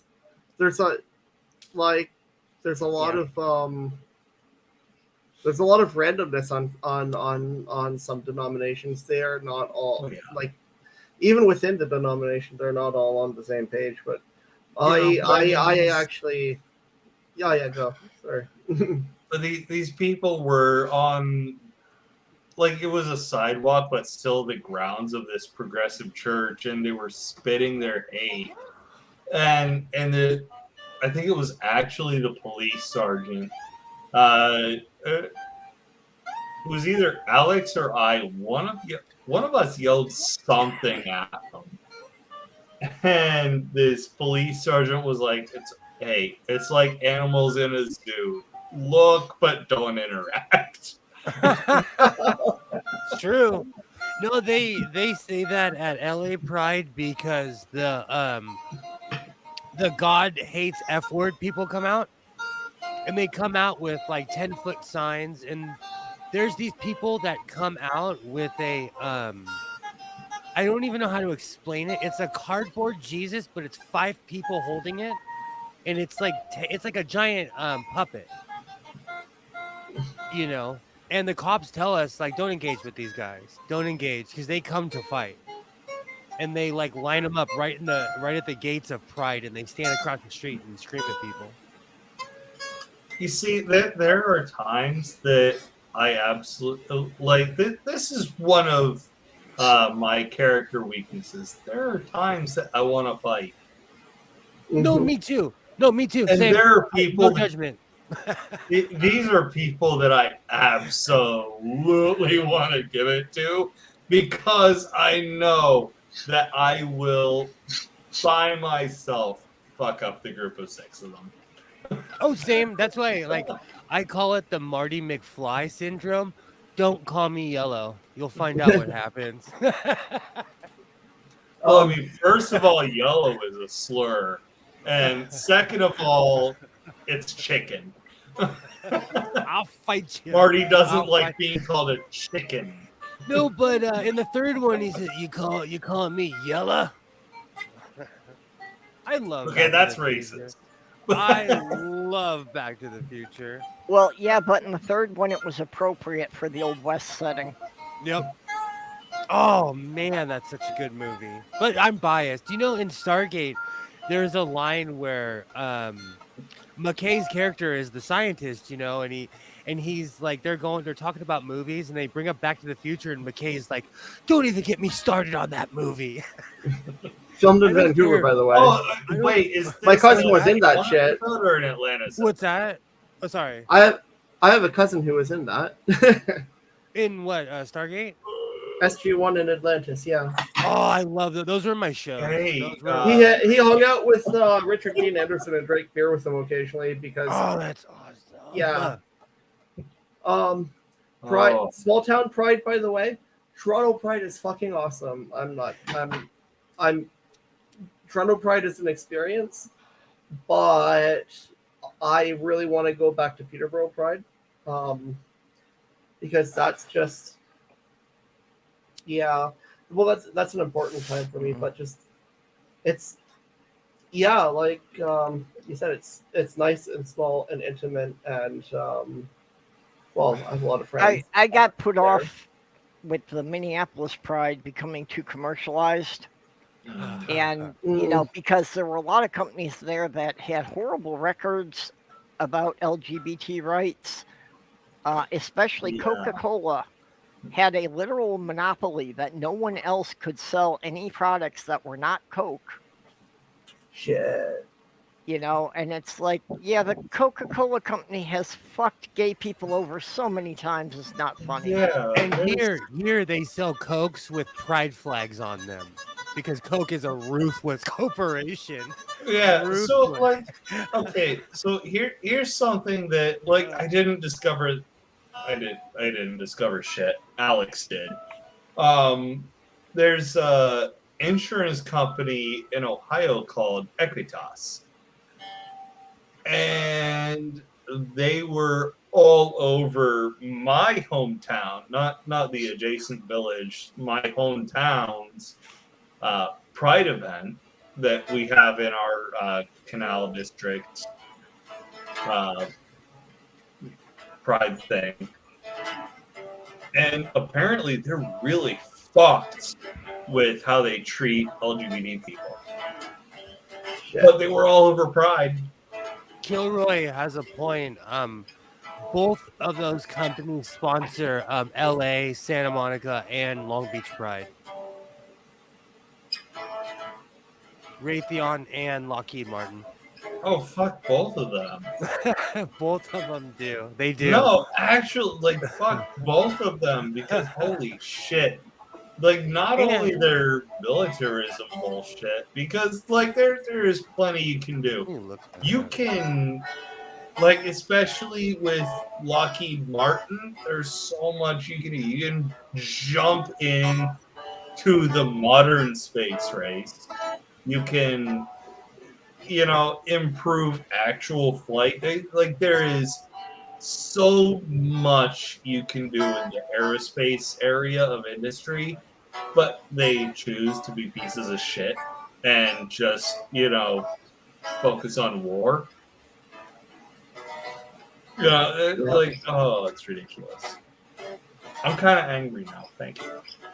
I'm looking up who are the sponsors of LA Pride now. We have almost none of that. So okay, and yeah. Actually, on my May Gaming YouTube video channel, there's the 2018 Pride Parade for Peterborough on it. People can go watch that if they really want. We have weird sponsors like Warner Brothers, the Discovery Channel, Pluto TV, Brave Robot. I've never heard of that. Dream Hollywood. I know what that is. Telefora, UCLA Health. It's because they make a ton of money off the LGBTQIA plus community. Oh yeah. So Bad Robot is movie making. I don't know if they're editors or what, but they Bad make Robot. Sorry. Yeah, they make Star Bad Trek. Robot often appears in the little bits before movies start. Oh, that's right. They do. They made all the new track. Mm-hmm. Yeah. Oh, is that the they're Toronto involved company? in Star Trek. Like Discovery? Has anyone ever heard Discovery? of? No. They made all the Chris Pine movies. Oh, fuck that. Okay, that's. I don't know how you're calling that track. So. No, I like those, but they sponsor LA Pride, Corona, Athena. See, it's all these healthcare companies because they make a ton off of LA because we have comprehensive AIDS care, so people come from around the world to get AIDS care in Los Angeles. And so they make a ton of money off of people here. Yeah, actually, Athena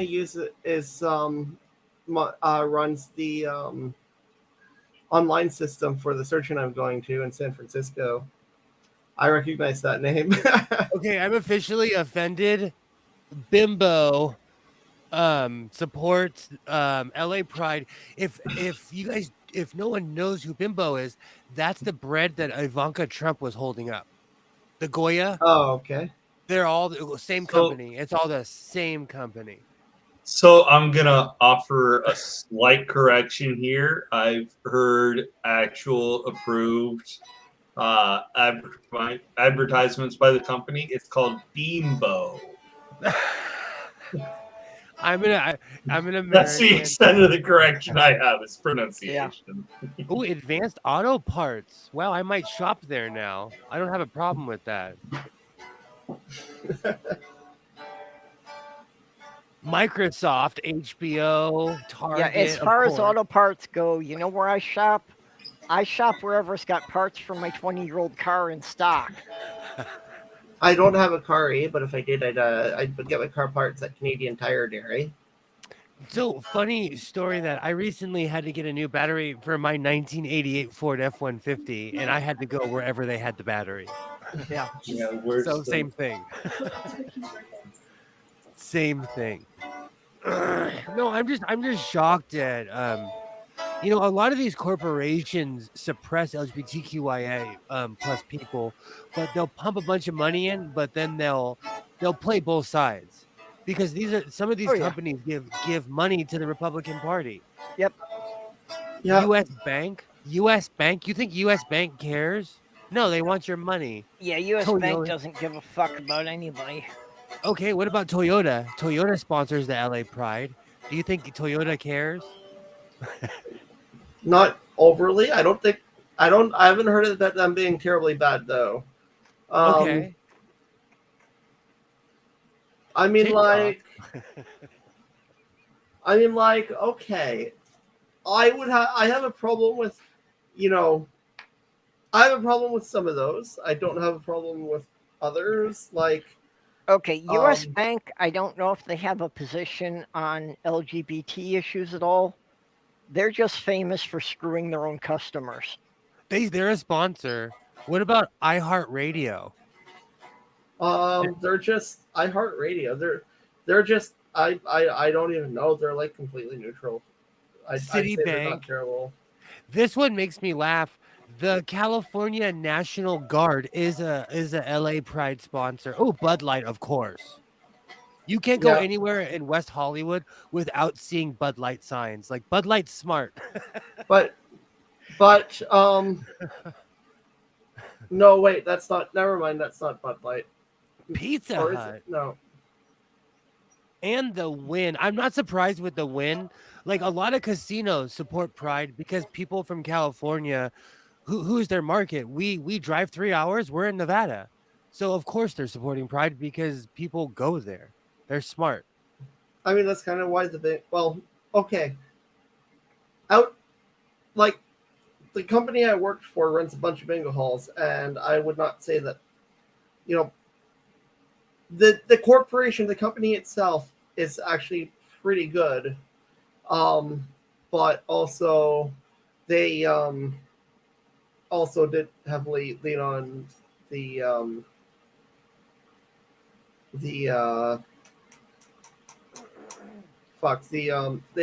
did heavily ride on the rainbow capitalism. They do, but also like with like the head office and everything, anytime I had to deal with them for like name and shit, even though I didn't actually have my name changed until I left, like on my ID, but like they were always great, like always great with me. So like and also they gave us like healthcare where they didn't need to. That's awesome. So like, sure, if you really need to play bingo and you're in Canada, or like I think there's actually Maryland and another state they have them in, and there's like a Delta Bingo there. Go if you have to go to a bingo hall, go to the Delta Bingo. Just don't go to the one in Peterborough, as long as the assholes that was running it when I worked there still runs it. If he's not there, go, because everyone there is awesome. So it's really funny you would say that. I'm running down this list, and Caesars Entertainment sponsors our Pride, and I know why. They basically run every other hotel in America. So if there's an entertainment going on, it's probably put on by Caesars. I'm a ex-compulsive gambler. Okay, maybe don't go to Delta. No, I gambled heavy, and then COVID hit, and it made me review my life choices. So I don't gamble anymore. But Caesars owns everything as far as gambling goes, and they sponsored Pride. That it makes sense because you go to Nevada, there's a ton of LGBTQIA plus people in Nevada. I thought that this meme was so perfect for, the day after Pride Month ends, any corporation. Yeah, Well, exactly. I mean, So true. As much as I absolutely 100% am terrified of and hate the company, Disney's doing good on that. No, Disney is backing up what they're saying, so I respect Disney. No, Wait, I which do not. which thing are we talking about? Hold on, I just got back. Wait, The Disney that is telling, the Disney that pulled all of the funding from the Republicans in Florida, and now they're fighting over like Disneyland and shit. okay, I do not trust Disney. I do not believe. I do not believe that they have stopped giving Republican candidates money, because Disney didn't want to do anything about it until thousands of their workers walked off the job. Okay. Yeah, I mean, like, okay, so I'm sorry to interrupt you, GS, but like, fucking, so Disney, while saying they supported the LGBTQ plus community, were also financially, which is what matters for a megacorp like that, they were supporting Texas or Florida's Don't Say Gay bill. So Yeah. It's maybe funny. Disney- It's But funny that you would say that because in California, after they've protests, after protests and like people said, a bunch of their employees walking off, they they managed to piss off both the left and the right now.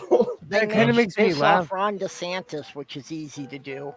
Oh, he's a wiener. But the thing that trips me out in LA, Disney has given millions and millions of dollars to help LGBTQIA plus under 25s get off the streets. Nice. So I mean, like for as much as I could, like I've seen an evil corporation's money go to positive use. I've had this argument before. Like I don't care what side you're on, they're helping kids get off the street, and those are homeless kids who come all from across America. I mean, a broken clock can be right once, right twice a day. Yeah, stop clock is right twice a day. Well, Disney is So- constantly calculating, what is going to get them the most attention in the media. They know their Yeah. area. Let's just put it that way. I mean,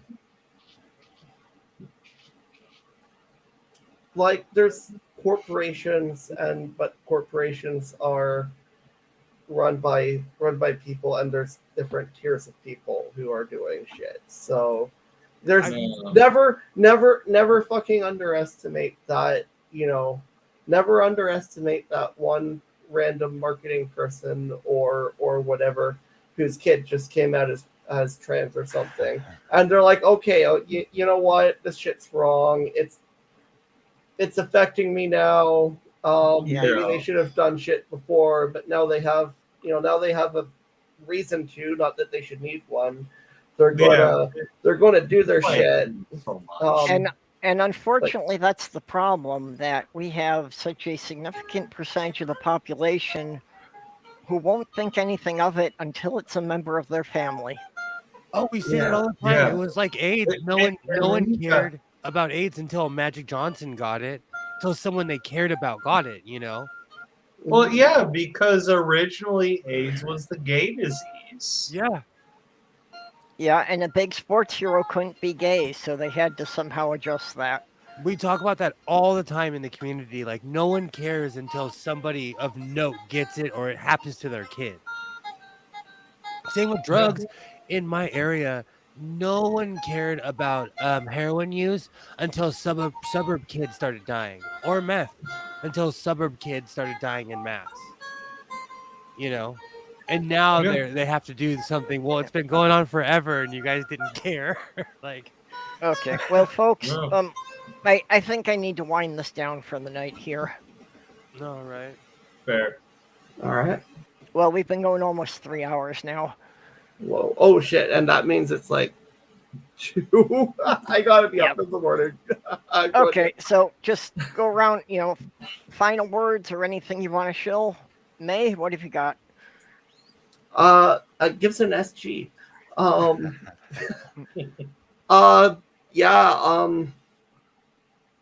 Yeah, I'm gonna do those. I'm gonna do a couple of videos and put them up on my May Gaming channel sometime over the weekend. Once my voice is recovered a little more. And yeah, I stream on Twitch. Everything I do that's video related is May Gaming, so that's yeah, you can see my channel in the chat a couple of times there. Yeah. Well, and May, you just reminded me of a joke that Sloth Girl told me. Was that this woman was in court for beating her boyfriend with his own guitars. And the judge looks at her and says, first offender? She said, no, first to Gibson, then the fender. Well, at least she's got some humor about it. I like that. Okay, Bob, what have you got going on? Obviously, I have my primary channel, which is Beelzebub, but you know what? Most of what I'm posting right now is on my channel, A Casual Beer Drinker. My point is not to get shit-faced, but to kind of explain, like the flavor profile, the smell profile, which, let's face it, is the majority of what you taste. But yeah, I want to promote good beer, and yeah, check out A Casual Beer Drinker. Okay, and yeah, I know that Alex also put something up last night. I haven't had a chance to watch it yet. That's why I love them. It's because they whore me for me.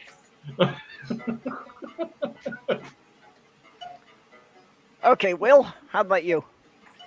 Godless Sewing at the Godless Sewing channel. Go subscribe to the Godless Sewing channel. I want to thank and make out with all my new subscribers.